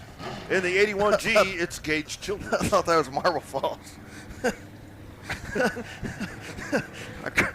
Sometimes I crack myself up. I just can't help it. Man, I'm the funniest guy I know named Joe. Yeah, you are. You really are. You really are. Here they come around, Joe. Once again, talk about April 10th. April 10th. That is a really cool thing that you guys are putting together. So what we've done is I've kind of got 4 lessons, if you will, chapters, race day procedures. When you show up, getting your wristbands. Why do you sign that waiver? A lot of people don't know why you sign that waiver. All of that, and then we sign a waiver? Well, I sign it for you, dude. Don't worry. Okay. Chapter 2 will be on-track procedures. How do you line up? What do you do on an initial start? How to keep that going? A restart. If we have a caution, if we have a red, what do you do? A lot of times you see the red, everybody thinks you slam on your brakes. Well, what does that do? That piles everybody up behind you. Right. How do you handle that position? If you're leading in your lap, getting into lap cars, what do you do? If you're a lap car, what do you do? After the race, where do you go? What do you do? A lot of this is very basic to a lot of us that's been around racing a long time. There's a lot of grown-ups and adults that don't know all of that, much less these kiddos. Number 3 will be actually racing, and corner entry. Why corner entry is so important, and how to get off the corner. And then the last one will be how to give feedback to your crew, to your mom, your dad, or whoever. And what is a loose race car? What's a tight race car? A little more in depth, but they can't fix it if they don't know what's wrong with it. That's so right. that's what that's going to be on the 10th. Here we go. Green flag in the air. Junior Limiteds. And off we go. Birmingham up on the top side. Into turn number 1. Daphne Batt way up the racetrack. Oh my goodness. Oh, no. Just didn't stick right there. Down into the corner they go. Daphne Batt able to get rolling, but here they come around. Petty in car number 43 will lead him around. Lap number 1. Into the second spot, it's Mason Warren, Birmingham holding on there for the third spot. Abshir up on the top side. Abshir really good in the heat race. Abshir will dig it up on the top side of the racetrack. Birmingham, little bit of contact right there. Able to gather it back in, but everybody staying clean and green right here as we race in the Junior Limited. Definitely have picked the pace up from the heat races as well. They are getting around the racetrack very well. Caden Petty, though, holding a very good line and getting around. Daphne Batt once again around. Caution. We got 2 piled up down there. It looks like And 2 Black. down there too. There's cars everywhere. Looks like Egbert down there, and I can't see the other one. And then Kale Black up here, and I believe that's going to be Gage Childress. So what we're going to do is we got them all piled up and locked up. I'm going to teach the opening, class, if you will, if that's what you can call it, the chapter about what you do when you get to the racetrack. Big Mike's going to teach them, what do you do on the racetrack as far as procedures, lineups, startups, and whatnot. Dean Abbey's going to actually teach them how to give the feedback. Multiple IMCA modified stock car, anything Dean Abbey's driven, he's won in. Late models, whatever you want to name, Dean Abbey can win it.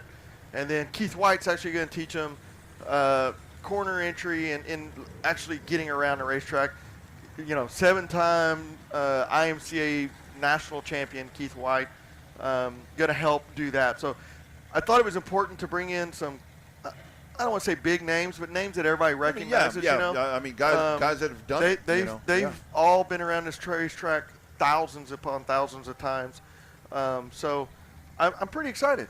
I got a lot of sponsors already stepped up. I think it's a great thing. I'm hoping that all of our junior limiteds, it costs them nothing. I've got enough sponsors, I think, to cover about 10 of them so far. Working on getting more sponsors to cover those kids, so it costs them nothing but their time to get here. Thomas Hall is actually going to bring some pizzas at the end of the night. Nice. So, instead of rushing out of here because we got to go eat, going to have some pizzas in the pits for the kiddos. I love it. A lot of stuff going on behind the scenes. You ought to teach them a bonus chapter, how to work on your own car. Yeah, well, that's going to be part of it, is working on your own car and being involved. Because if you're not there and you don't know what's going on, you don't know how to tell them what's up and what's not. So a lot of stuff. We'll take them 2 at a time out on the track, start them at opposite ends. I'll be on a race receiver on one channel talking to one. Big Mike will be on the race receiver talking to the other one.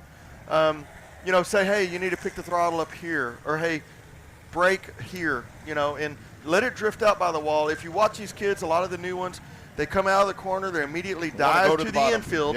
That's all fine and dandy, but what happens when you get to corner entry? Now you're dead on facing up the hill, car won't turn, you stab the gas, it pushes up the hill, across the field, and then all of a sudden it catches and it rotates and goes straight down the hill, and it's just, now it's a diamond instead of an oval, And sometimes you want a diamond in the track, but not when you're 13, 14 years old. Right. So just try to help those kids and new rookies. It doesn't have to be automatic, just kids. It's going to be a little bit of everything. We're going to have some probably 40 and 50-year-old, driving a bomber. So we'll just, What's a bomber? Yeah, some people call them factory stocks now. But that's the plan. I hope it all comes together. It may be the biggest cluster we've ever seen, but I don't think so. It'll be led by the biggest cluster leader ever, Joe. So and open to the public. I mean, come check it out. I think that would be really cool. Hopefully that'll be something that's videoed. I think that'll be really cool. Yeah, Chris David at Race on Texas put some money up. All right, Greenwood Flag Racing up. I get sidetracked. Caden Petty Up on the top side, though, is the 7C of Colton Abshire. Abshire now working on the back bumper of Petty. Going to see if he can get down underneath Petty. Petty up into the slick part of the track. Abshire going to let it rotate right around the bottom, takes the lead on lap number 3. Your new leader is going to be Colton Abshire. Just a great move right there to go to the front of the pack. Very patient move right there. Caution flag waves. It looks like Daphne got turned around. She's flat on the right rear flat for this bat. But just a very nice move right there. Well, Abshire able to make the pass. Colton raced last year, and he's got that knowledge now that a lot of these kids don't yet. Hey, he's up in the middle of the racetrack. We know he's probably not going to be able to keep that momentum and drive off. Let me get down below here, and that's what that experience does. So, but I'm looking forward to the class deal. But good job by Colton to get up to the front. I believe he started 7th from place number 7th up to 1st in a mere 3 laps. Colton Abshire. He signed up. So let's see. Colton Abshire, Mason Warren, Caleb Merritt, Sexton, Brady Garrick, Daphne Batt, Kale Black, Gage Childers, all signed up already for the class. So we're going to limit it to 25 cars. We don't want to have so many cars that we have quantity over quality. We want quality over quantity. So 25 cars limited. Classroom, we'll bring all we can. Green flag, Colton Abshire. On the gas, there is that green flag. Abshire with a great dart out to the front. Petty holding on in the 2nd spot, followed by Mason Warren. Down into the corner they go. Merritt. Up at the top of the racetrack, there is Miss Batt. Good job by Daphne Batt right there, waiting for the for the cars to all clear instead of just bailing out in front of all of them. So good job by Daphne. But Abshire on a rail out front, down on the bottom side of the racetrack, followed by Petty, Mason Warren. Now Caleb Merritt working his way up into 4th position. They go single file down into the corner as they make their way around once again. It's Abshire, Petty, Warren, Merritt. Riojas is able to make the pass into the 4th spot at the line that time by. Birmingham up on the top side. He just had a birthday back here on opening night. Yes, he turned 14. So he's out there digging, man, doing a good job up on the top side. Colton Birmingham, nice job as he goes up to the top shelf, hanging on right there. 3 wide momentarily down into the corner. Here they come, making their way around once again. Abshire holding on to the point. Riojas side by side with Mason Warren. They make their way around. That is your battle for 3rd. Riojas takes that spot. 75 of Warren gets back in line, and they chase Petty in the 43. Onto the back straightaway they go. It is Abshire in cruise control right now. This is lap number 8 with your junior limiteds. Halfway down, halfway to go, but Colton Abshire out to a big lead. I believe he won a couple of times last year, if I remember correctly. I have slept a lot since then, so I could be wrong. 10-car Birmingham coming out of the corner. He's stuck it in the fence right here in turn number 4, but he just continues to motor on. He's staying on the top side. You got to hand it to him right there. He's trying to work up on the top side. You're figuring out different grooves on the racetrack. Now he goes down to the bottom of the racetrack. He'll get back in line once again. Here's your leader, Abshire down at the bottom. Oh, Miss Batt, hold on. She's able to keep it in line right there. She's taking the short way around, side by side. Here comes the 29. Riojas will go to the 2nd spot. Corbin Riojas takes the 2nd spot away from Petty. Onto the back straightaway they go. This is lap number 11 in the books right here. 11 down. And it is Abshire leading this race right now in fantastic fashion. 4.409 seconds is the advantage for Abshire. Riojas way up to the top of the racetrack. I like that line and coming out of turn number 2. Riojas trying to find anything to try to close that gap. I believe he is closing it a little bit, but with 3 laps to go, I'm not sure he's going to have enough to get there. Abshire on an absolute rail, 4.3 that time. He's clicking it off a little bit quicker, a 10th at a time, but 2 more laps this time by, so I don't know. Abshire a little bit loose coming out of 4 that time by, but still kept the car under him. 3.925 is the difference this time.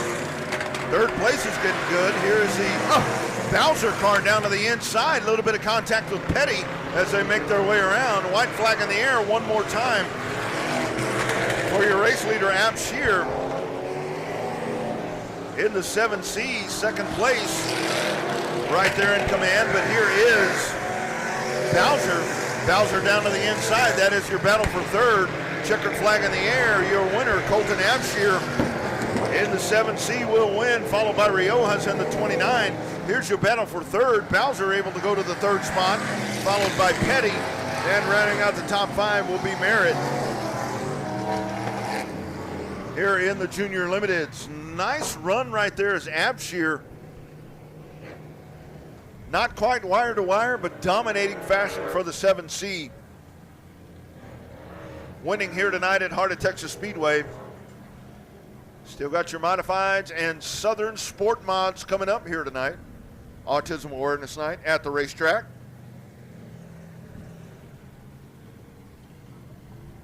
Colton Abshear, your race winner here tonight at Heart of Texas Speedway, getting ready to make his way down to O'Reilly Auto Parts Victory Lane here at the world famous Heart of Texas Speedway.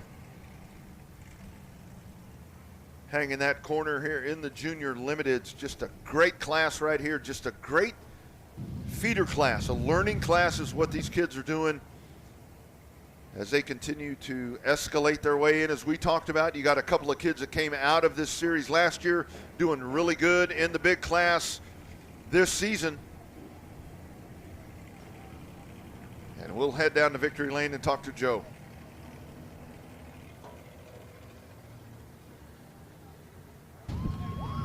Colton Abshear, that's the excitement we like to see. Your Junior Limited winner. Man, if I jumped off of the race car like that, it'd take me 3 weeks to recover. Probably pull a hamstring. After I had to have a ladder to get up there to start with.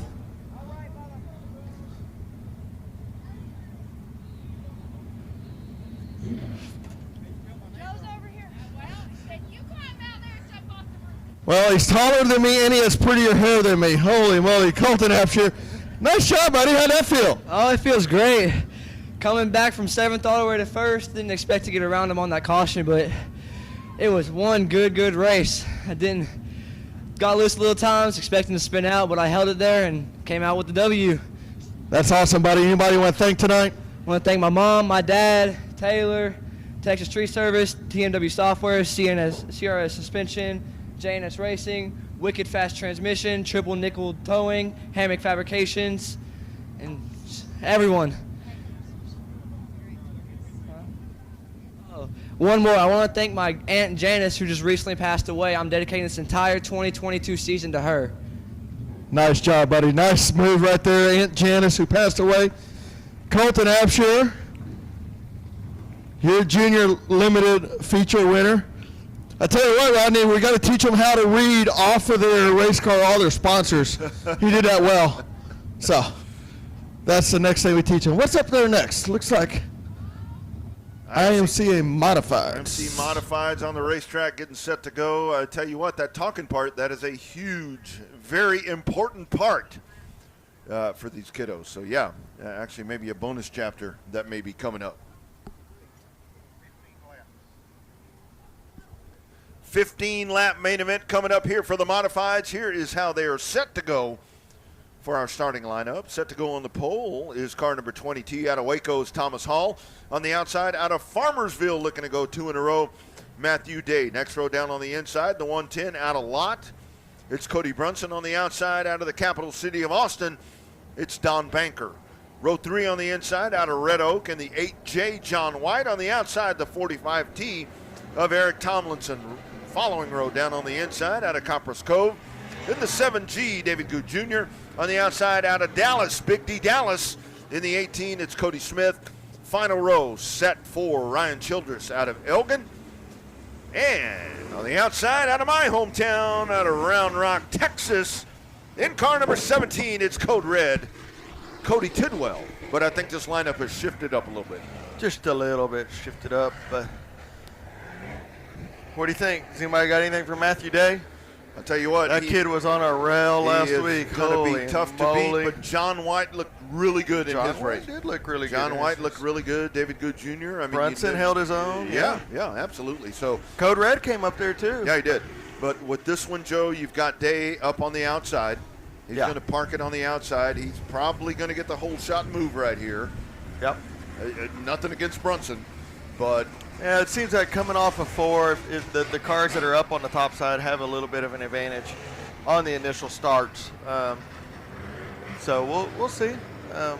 Keep those cars rolling, keep that momentum up. IMCA Modifieds, here we go.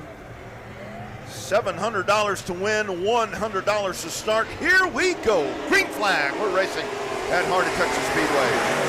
Matthew Day up on the top side, Brunson down on the bottom. Look at that job right there, pushing off of the corner. It is Matthew Day. He'll take 3 car lengths down into corner number 3. Brunson working down on the bottom. Don Banker is right there. Here's John White. John White way down to the bottom of the racetrack. But it is Matthew Day. They bunch it up back there for 3rd, 4th, 5th, and 6th. Here is John White down on the bottom. Banker, Tomlinson in the 45 team. Side by side, the battle for 3rd. White down on the bottom. Banker is there. Tomlinson's going to go up to the top side. Around they come once again. It's Matthew Day leading over Brunson. 15-lap main event for your IMCA Modifieds here tonight at Heart of Texas Speedway. Big money race, paying $700 to win each and every Friday night right here under the Friday night lights at Heart of Texas Speedway. Matthew Day running a line that not very many people have ran all night long, all the way around the top of the racetrack, all the way around the racetrack. So pretty impressive run by the 54T up on the very top. All night long, everybody's been on the very bottom of 3 and 4, or right through the middle and bottom. But no, he is all the way up on the top, and that's where he did it last week as well. Now he pulls from Brunson all the way down the back straightaway by about half a straightaway. Up on the top, you can see him blowing the dust off, moving that line up ever so much every lap all the way around the 54T of Matthew Day. He is just working up at the top of the racetrack. Brunson hanging on there in 2nd. Cody Smith has now made his way up to 3rd. John White, Eric Tomlinson trying to work up at the top of the racetrack. Code Red, Cody Tidwell is sitting right there behind him along with Don Banker. But look at this right here. This is a clinic being put on by Matthew Day as he'll dive down into turn number 3, working up on the top, just laying it over into the cushion just a little bit as he makes his way around, dropping that dust up over the corner. He is in no man's land up there. As you said, Joe, nobody's been able to do that. But Matthew Day right now, you want to talk about your class coming up on April 10th? We're having a class being put on right now in the Modifieds by Matthew Day. He's putting a clinic on right now, and it's a very fine line up there on the very top between Hero and Zero. You just jump that cushion, and he'll be over in the drink on the backside of 3 and 4. But up on the top side, very new to the modified racing is Matthew Day. Multiple limited feature wins in the past, but right now up on the top side is Matthew Day in the 54T. These days are some damn good races, and right now he will take the field down into turn number 3, working up at the top once again, ever so close to the cushion, finding a great spot up at the top of the racetrack. Lap number 10 in this 15-lap main event for your IMCA Modifieds here tonight at Heart of Texas Speedway. Autism Awareness Night as we race along here in the 2022 season. Over 55 years racing strong right here in Elmont. We are just north of Waco, Texas. It is the world-famous Heart of Texas Speedway.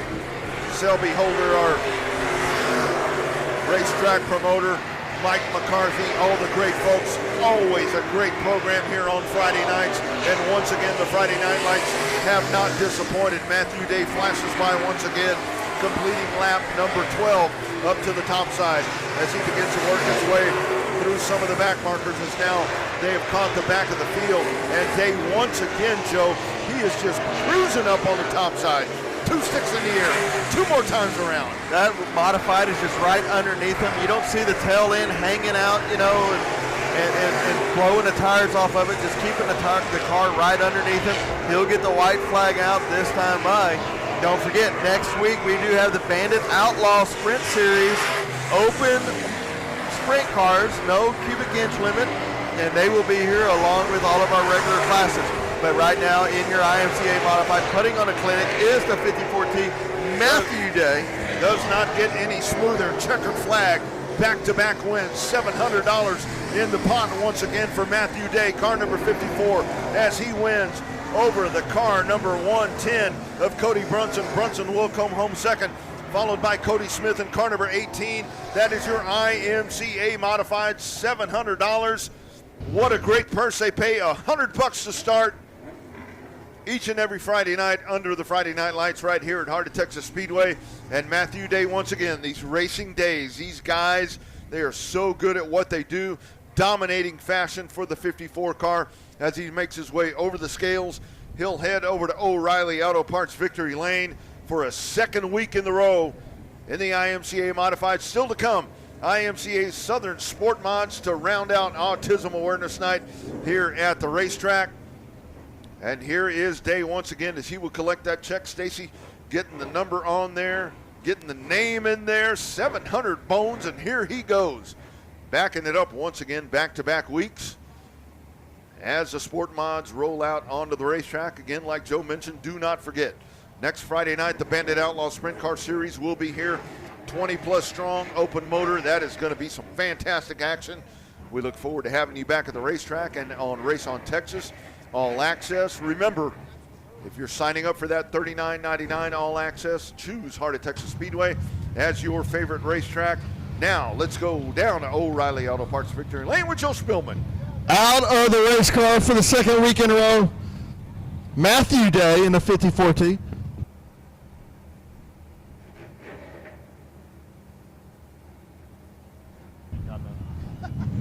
Out of the race car, the 54T, Matthew Day. 2 weeks in a row, buddy, you made it look like just out there for a Sunday drive. Car's getting better every lap we make. I'm starting to learn the car. I think I'm starting to adjust the car a little bit, and I'm starting to learn what it likes and what it don't like, and I think it's starting to show. Nice job. Anybody you want to thank?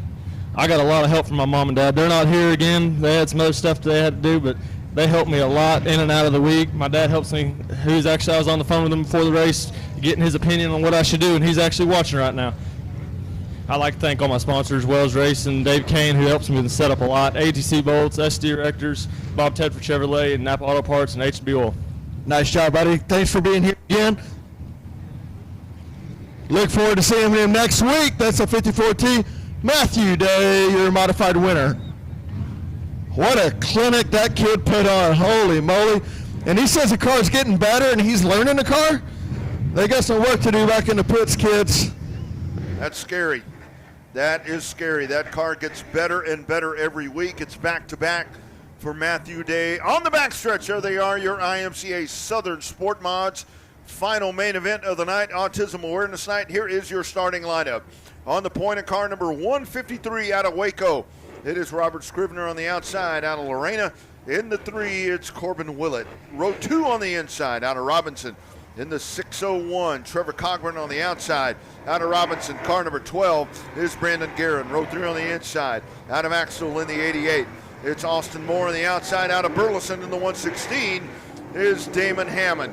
Row 4 on the inside out of Coppers Cove in the 21T is Taylor Florio on the outside out of Kaufman, the 5X of Michael Dabney. Following row down on the inside out of Gatesville, car number 9 is Sid the Kid Kiffin on the outside. Car number 5 Star out of Conroe, Mike Martin. Following row inside, Billy Gould Jr., car number 60 on the outside out of Groesbeck, Keith Tumlinson in the 65T. Out of Starks, Louisiana, car number 3G, Jerry Hall Jr. We are green and going out of Magnolia. Sid, Sonny Wibble will get you the rest of the lineup, but we are racing. Here we go. Off we go into turn number 1. Scrivener in the 153 darts out, and he leads as he goes to the top of the racetrack. Willett way up high. Scrivener will bring him down. Brandon Guerin into the second spot. Cockburn runs in third as they gather it up behind him. Joe, this is hot and heavy right here. Here comes Dabney in the 5. Willett up on the top side. Damon Hammond. Here's Hammond going down to the bottom of the racetrack. Cockburn up on the top side. It looks like Scrivener is copying the line that we just watched. And around he goes. Scrivener just gets in there so hot, and it's like the car just snapped loose on him. It looked like it, as he's right up on the top side, and the car just snapped loose. And I think what happened is he wasn't quite high enough for that right rear to dig in the cushion. He was just a little bit too low in the slick and just absolutely got jinxed by the announcer. That's it. Rodney jinxed him. I tell you what, that's what I'm here for. That's what I'm here for. Yeah, there's no charge. There's no extra fee for that. That's right.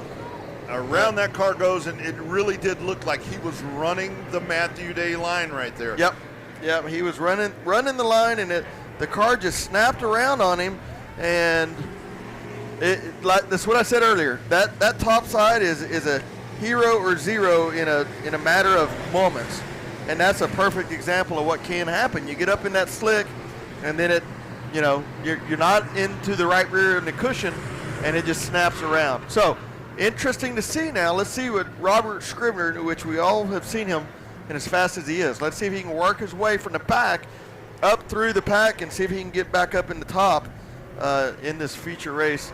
But you know what that does? That puts Brandon on the pole, up on the front. So, Joe, let's look at this racetrack right now. I mean, looking at turn 1 and 2, it looks awful glossy over there right now. Yeah. 3 and 4, it looks like you still got the wind going across, and I think that we're still good over there. But 1 and 2 looks really, really slick to me. Yeah, well, they're it's slick on both ends, for sure. It's just that 1 and 2, that they've been running the top and the bottom and all the way around 1 and 2 all night long, and they just now kind of figured out you can run the top of 3 and 4. But you've got to be either at the very, very top or the very, very bottom, and not in no man's land right in the middle. And that's what happened to Scribner. He just got about a half a car width down and got in that no man's land, and the car he picked the throttle up, and that thing snapped around like a dwarf car, really. Yeah, really like did. a big dwarf car. Yep. Just snapped around on him, and that was very unfortunate. Green flag is out now for Brandon Guerin. Damon Hammond down on the bottom side, now jumps to the top side. Brandon Guerin, 21, Florio. All the way around. She made some contact I think there was with some contact there. I didn't see who got into her or with her, but I'm sure our friends over at Race on Texas can rewatch that in the All Access Pass, $39.99. Be sure to check in. You can rewatch the races all year long. Be sure to pick Heart of Texas Speedway as your home track. Half of that money will come back to here. $20. So when it's winter time or it's a rain out and you want to watch racing, you are still helping the racetrack out, and that money goes a long ways. Thank you to Chris David at Race on Texas. That car gets turned around, Joe, and it looks like we've got some right front damage there. You can look at that thing, and it's laid way. Probably the right upper, maybe the right ball joint. Could have broke a spindle even, but definitely something on the right side up there. They were bunched up coming down for the restart, and obviously some contact right there. She got turned right around. Kind of saw her bounce right off of the fence right there, and there she sits. And there goes the 21T. Lots of damage here to the right front. So she says, "I'm going to drive this back to the pits. Get out the way, Record. Yep. Move. Get out the way." I self-edited that for the children at home. That's right. Rough finish there for Taylor. Yeah. She looked like she's going to pull in there and see if she could get fixed, but Tay-Tay. I don't think there's enough time for that. Tay-Tay, we don't have time to change the upper A arm, so. Yeah. Do that at the shop. 2 laps complete out of 20 as we get set to go once again with your IMCA Southern Sport Modifieds. Brandon Guerin is your race leader in car number 12, looking to go back-to-back. Damon Hammond, Cogburn up on the outside. There is the 5 car running right behind them, Michael Dabney. On the outside, Austin Moore, car number 88, Willett. This is a fine field of Southern Sport Mods right here. A very full field and a very fast field. Hammond, who is a competitor in any class he drives, whether it's a sport mod or the IMCA stock cars, races here on Friday nights and then up at Kennedale Speedway on Saturday nights. Builder of Wild Child chassis. Here they come around. Guerin on the gas. Green flag. 18 laps to go. Brandon Guerin, 3 car lengths down into turn number 1. He's up at the top of the racetrack. Hammond. Here's Dabney down to the bottom. Austin Moore. Big pile up in turn number 1. Big pile up. We got 5 cars in the mess over there. Yeah, we had one went off the track through the exit chute. That's the 60 at Gould. We got the 5G, I believe it is. Oh. We went all night without tearing up a lot of stuff, but we sure made up for it in the sport mod race. I'll tell you what, in 2 laps. Yeah. In 2 laps right here, this happened. Looks like Kyle Wilkins in a 7 MK maybe? Not real sure. Yep, I think you're right.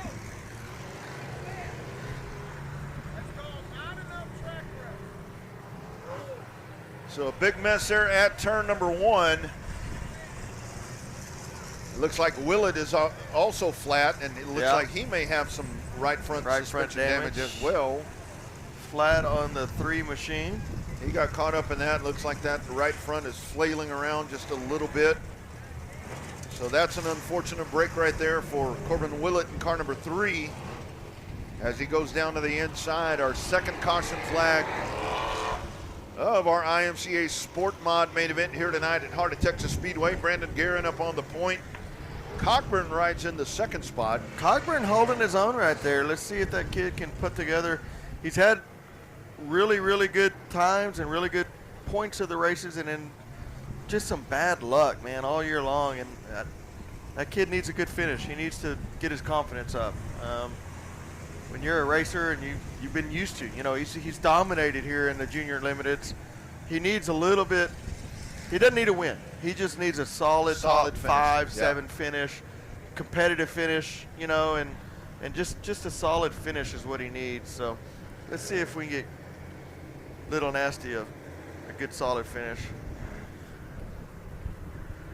Still working over at turn Yeah, they're all number tangled 1. up over there. Tried to back one off, and it was all tied up in there Yep. and hooked up there. Get the water hose out like 2 yard dogs. Most of y'all won't know what that means, and that's okay. Rodney will explain it to you during tomorrow's live show at his house. Yeah, we'll talk about that. But just a great field of sport mods. And one of the things, I was actually talking about this on my show this past Monday, is we've seen some limited fields in the sport mods, but that has not been the case here in Heart of Texas. I mean, we are strong. Yeah. We are strong in this class. Yeah. The unfortunate thing about the sport mods, in my opinion, is not that my opinion means anything, but you're going to get it anyways. I mean, you're stuck here Absolutely. with me. No, I want. They're actually paying you, so you have to be here. $39.99. $39.99. You can listen to Joe's stupid opinion. People want only. your opinion, yeah. But they've started dividing the class up a little bit. You got the USRA coming in, and then you got people that don't agree with the USRA, so they're just running strictly outlaw without any kind of sanctioning. So you got the guys that are still on the 7.5-inch rear end. You got guys on a 9-inch. You got some of them I think now can run a quick change. I'm not even up on the rules anymore because I don't race. So, and then you got like 3 different tires. I always said if they could take the Northern Sport mods and combine them with the Southern, it would be good. And it's shown that the Southern is still dominating. I mean, just because of the tire. The 500 tire is such a better tire than the G60. Even though the Northerns have a little more adjustability, they have a 9-inch, it kind of evens the field a little bit. When it's fast hammer down, the 9 inches and the Northerns are going to dominate or have a better chance. But on a track like this, I don't care what you do. If you don't have the same tire, they're deep back. So if there are so many Northern modifieds that I've always said if they could combine them, but I don't know that they ever will. And that's fine too, So for us here in Texas, the factory stock thing, I mean, how much does that hurt this class and the modifieds? Because I mean, it's big money races.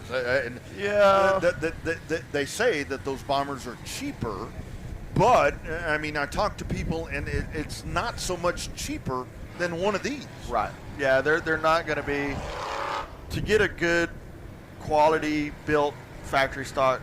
Oh, look, we got a little fuel on the track. Anybody got any marshmallows? Oh, look at that. Here we go.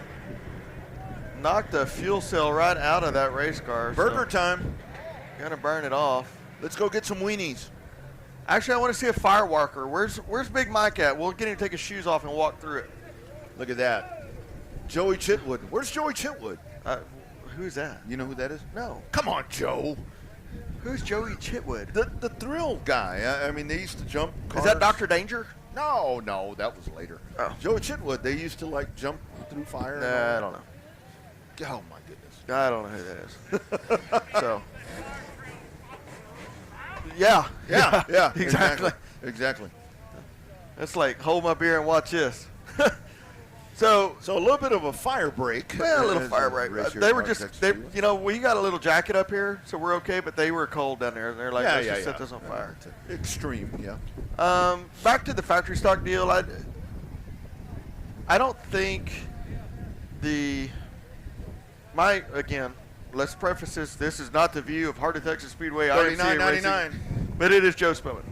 The modifieds have gotten so complicated that the general layman like myself, I couldn't figure them out, you know, and I sucked anyway. So then you add on top of that not being able to figure out the race car, it was really tough. But you can take a bomber or a quote-unquote factory stock, you're stuck. I mean, you can't change the holes. You don't have any bars to change. You don't have spring smashers. You don't have load sticks. You know, you have $500 shocks, and you need 6 of them for the left front, depending on how much tie down you want. Right. Mixed on top of that, you can almost find a factory stock race every week that pays $1,000. You know, yeah, you might have to travel to Louisiana or Oklahoma or Bristol, but you can find a factory stock race almost every week that pays $1,000, and you can't do that in the modifieds anymore. And it breaks my heart because I love the modifieds. That's what I raced forever. But that's just to the point that we are. You know, Yeah. I won't get into the crate deal, but I will say I love the aspect of, hey, I built a 434 that, you know, is 14.5 to 1 compression, and you got a guy over there built a 355, and you're trying to race him. But now it's all the same crate racing. Yeah. So here we go. Green flag. We're off and racing once again. 2 laps complete. Brandon Guerin. Oh, Damon Hammond into the fence. Contact with Cogburn, and they spin into turn number 1, and we go yellow once again as the field bunches up down into the corner, Joe. And I think now it's just they're all getting so aggressive. Yeah, it's very Cogburn had aggressive. nowhere to go. Cogburn was stuck behind maybe Hammond, and then Austin Moore, the 88, was up behind Cogburn and turned Cogburn around, but Cogburn had nowhere to go, and Austin was just going to go. So we might go single file at some point. I don't know. So very unfortunate. I jinxed Cogburn. now we're even. Yeah. Now we're even. Man, we just need to not talk about anybody. Let's just talk about some other racetrack. Let's just let the race go. Yeah. Cogburn on the racetrack, so he rejoins the fray. Yes. And he's at the back, and it's not a lot of damage. He's got the front bumper kind of Turned up. Turned its nose up. Kind of got punted right there in the nose a little bit. It's turned up, but he'll get back in line once again. He actually may have some front end damage there, maybe on the left side. I'm not sure. We'll see once we get going once again. But Brandon Guerin with a great hole shot move, and now Michael Dabney will ride in the second spot. Austin Moore. And here's Willie Gould all the way up to 4th. Yeah, all the way up to 4th place there. Cogburn. Is Cogburn saying, is my car okay? Or is Cogburn saying, why'd I get ran into there? Probably both. Yeah. All right, Patience. Patience Grasshopper down the back straightaway. All right, I think we're going to go single file this time. Maybe. Still 2 laps. 2 laps lead. now. Yeah, we were doing really well until we got to this. Yeah. Just everybody's so aggressive. End of the night. It's late. Track changes. Nap time for Joe. Things happen. Brandon Guerin, your race leader in car number 12. Should we start to chant now? Or is that going to jinx him? I don't want to jinx him. Yeah, we seem to be hurting every driver let's- we talk about here. So Let's just start talking about, well, I don't even want to start talking about the sprint cars next week. We might jinx them too. So that's it. Brandon Guerin out front, Michael Dabney, Austin Moore, Gould. Who's in the 1 car? Who's at 5th position? That 1 car is Waiting. Jacob Martin out of Conroe. Huh. Okay. How about that? Here we go. They're coming Maybe. around. Nah, lights are still on. Slow down. Slow your roll, son. Waco restart. Maybe. 2 of them are doing Waco restart. The rest of them are single file. We don't want to go double wide.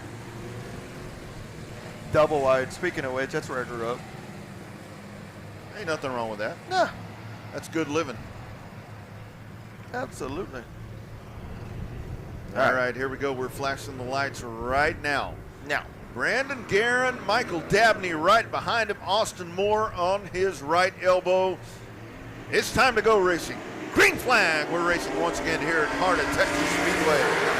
Into turn number 1 car length. Guerin up on the top side, Dabney down on the bottom. Austin Moore side by side. The battle for second down into corner number 3. Dabney trying to hold firm down on the bottom. Austin Moore straight drive off of the corner, and they make their way around. It looks like Guerin in firm control as they dive down into turn number 1 and onto the back straightaway. Gould will ride in the 4 spot and the 1 star.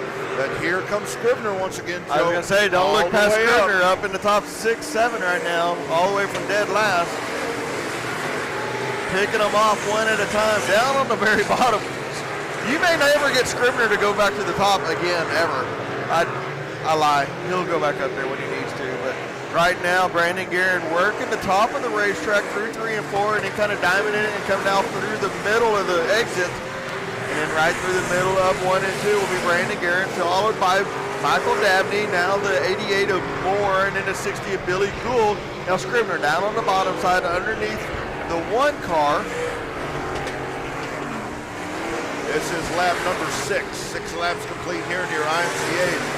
Southern Sport Modifieds onto the back straightaway they go. It continues to be Brandon Guerin trying to go back to back, and he is in firm control as he leads by 14 car lengths down the front straightaway.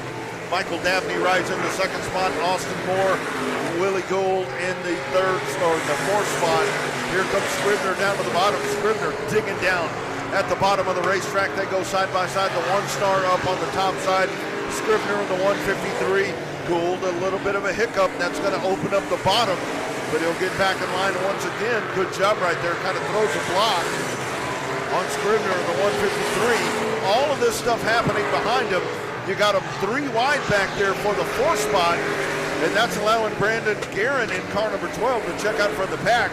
But here's a hot spot as you check in on Race on Texas. All access. Robert Scribner down to the inside. Here's Gould. Gould trying to hold him off. A little bit of contact. The 1 star up on the top side. Joe into the corner they go. Throw a blanket over him. Scribner's going down to the bottom as they race down the front stretch. Scribner's car is just a little bit too tight to rotate freely on the bottom. He's having to work this gas and the brake and the gas and the brake, but that time he's opened up his entry a little bit, diming it, and that gives him a clear 4th position right now. Now he's going to start working on the 88 of Austin Moore. Going to be coming out of the bottom of 3 and 4. Moore up on the very top side. Scribner now through the middle of the racetrack where he had his bobble early on. Down the back straightaway, but it's still going to be Brandon Guerin with a very large lead of half a straightaway over the field, as we're going to be getting 2 to go this time by for Brandon Guerin. Down the back straightaway, followed by the 5 of Michael Dabney and the 88 of Austin Moore. Scribner now in a 1 star, and then the 60 of Billy Gould. Scribner now is going to close that gap on the 88 of Moore. That time by, that lead was 2.3 seconds for your race leader, Brandon Guerin, as he motors into turn number 3. Working up at the top of the racetrack. Austin Moore off of the racetrack. He goes down to the bottom. There goes Scribner, able to make his way by. White flag in the air, Joe, one more time around. Here's Brandon Guerin up on the top side. Guerin out of turn number 2 as he leads over Michael Dabney. Back straightaway. Guerin on the top side. He will go back to back. Car number 12. Give it to Brandon Guerin. He wins it in the Sport Mods. Michael Dabney will come home second. Battle out of corner number 3. Robert Scribner, followed by the 1 star Austin Moore, able to motor home to the 5th spot, but Brandon Guerin able to hold off everybody, but it is Guerin going back to back, and once again, Brandon Guerin here at Heart of Texas Speedway, no stranger to O'Reilly Auto Parts Victory Lane, and he will do it for a second straight week here tonight at Heart of Texas Speedway over Dabney. Dabney with a really good drive. Again, that top five, it's Brandon Guerin, Michael Dabney, Scribner will come home third.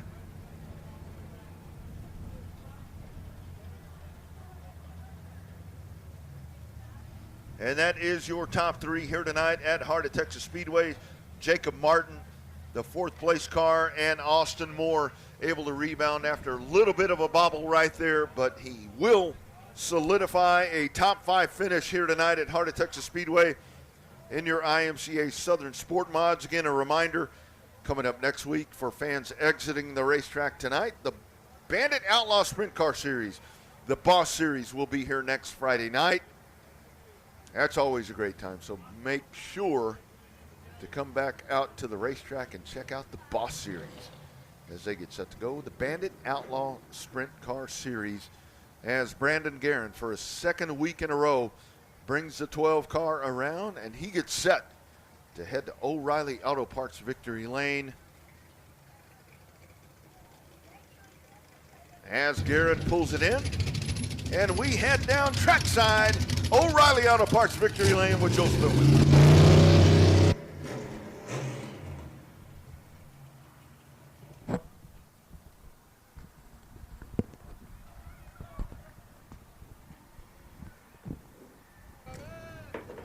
Mr. Pickens, fix that left rear quarter panel, would you? Got to make it pretty for the pictures.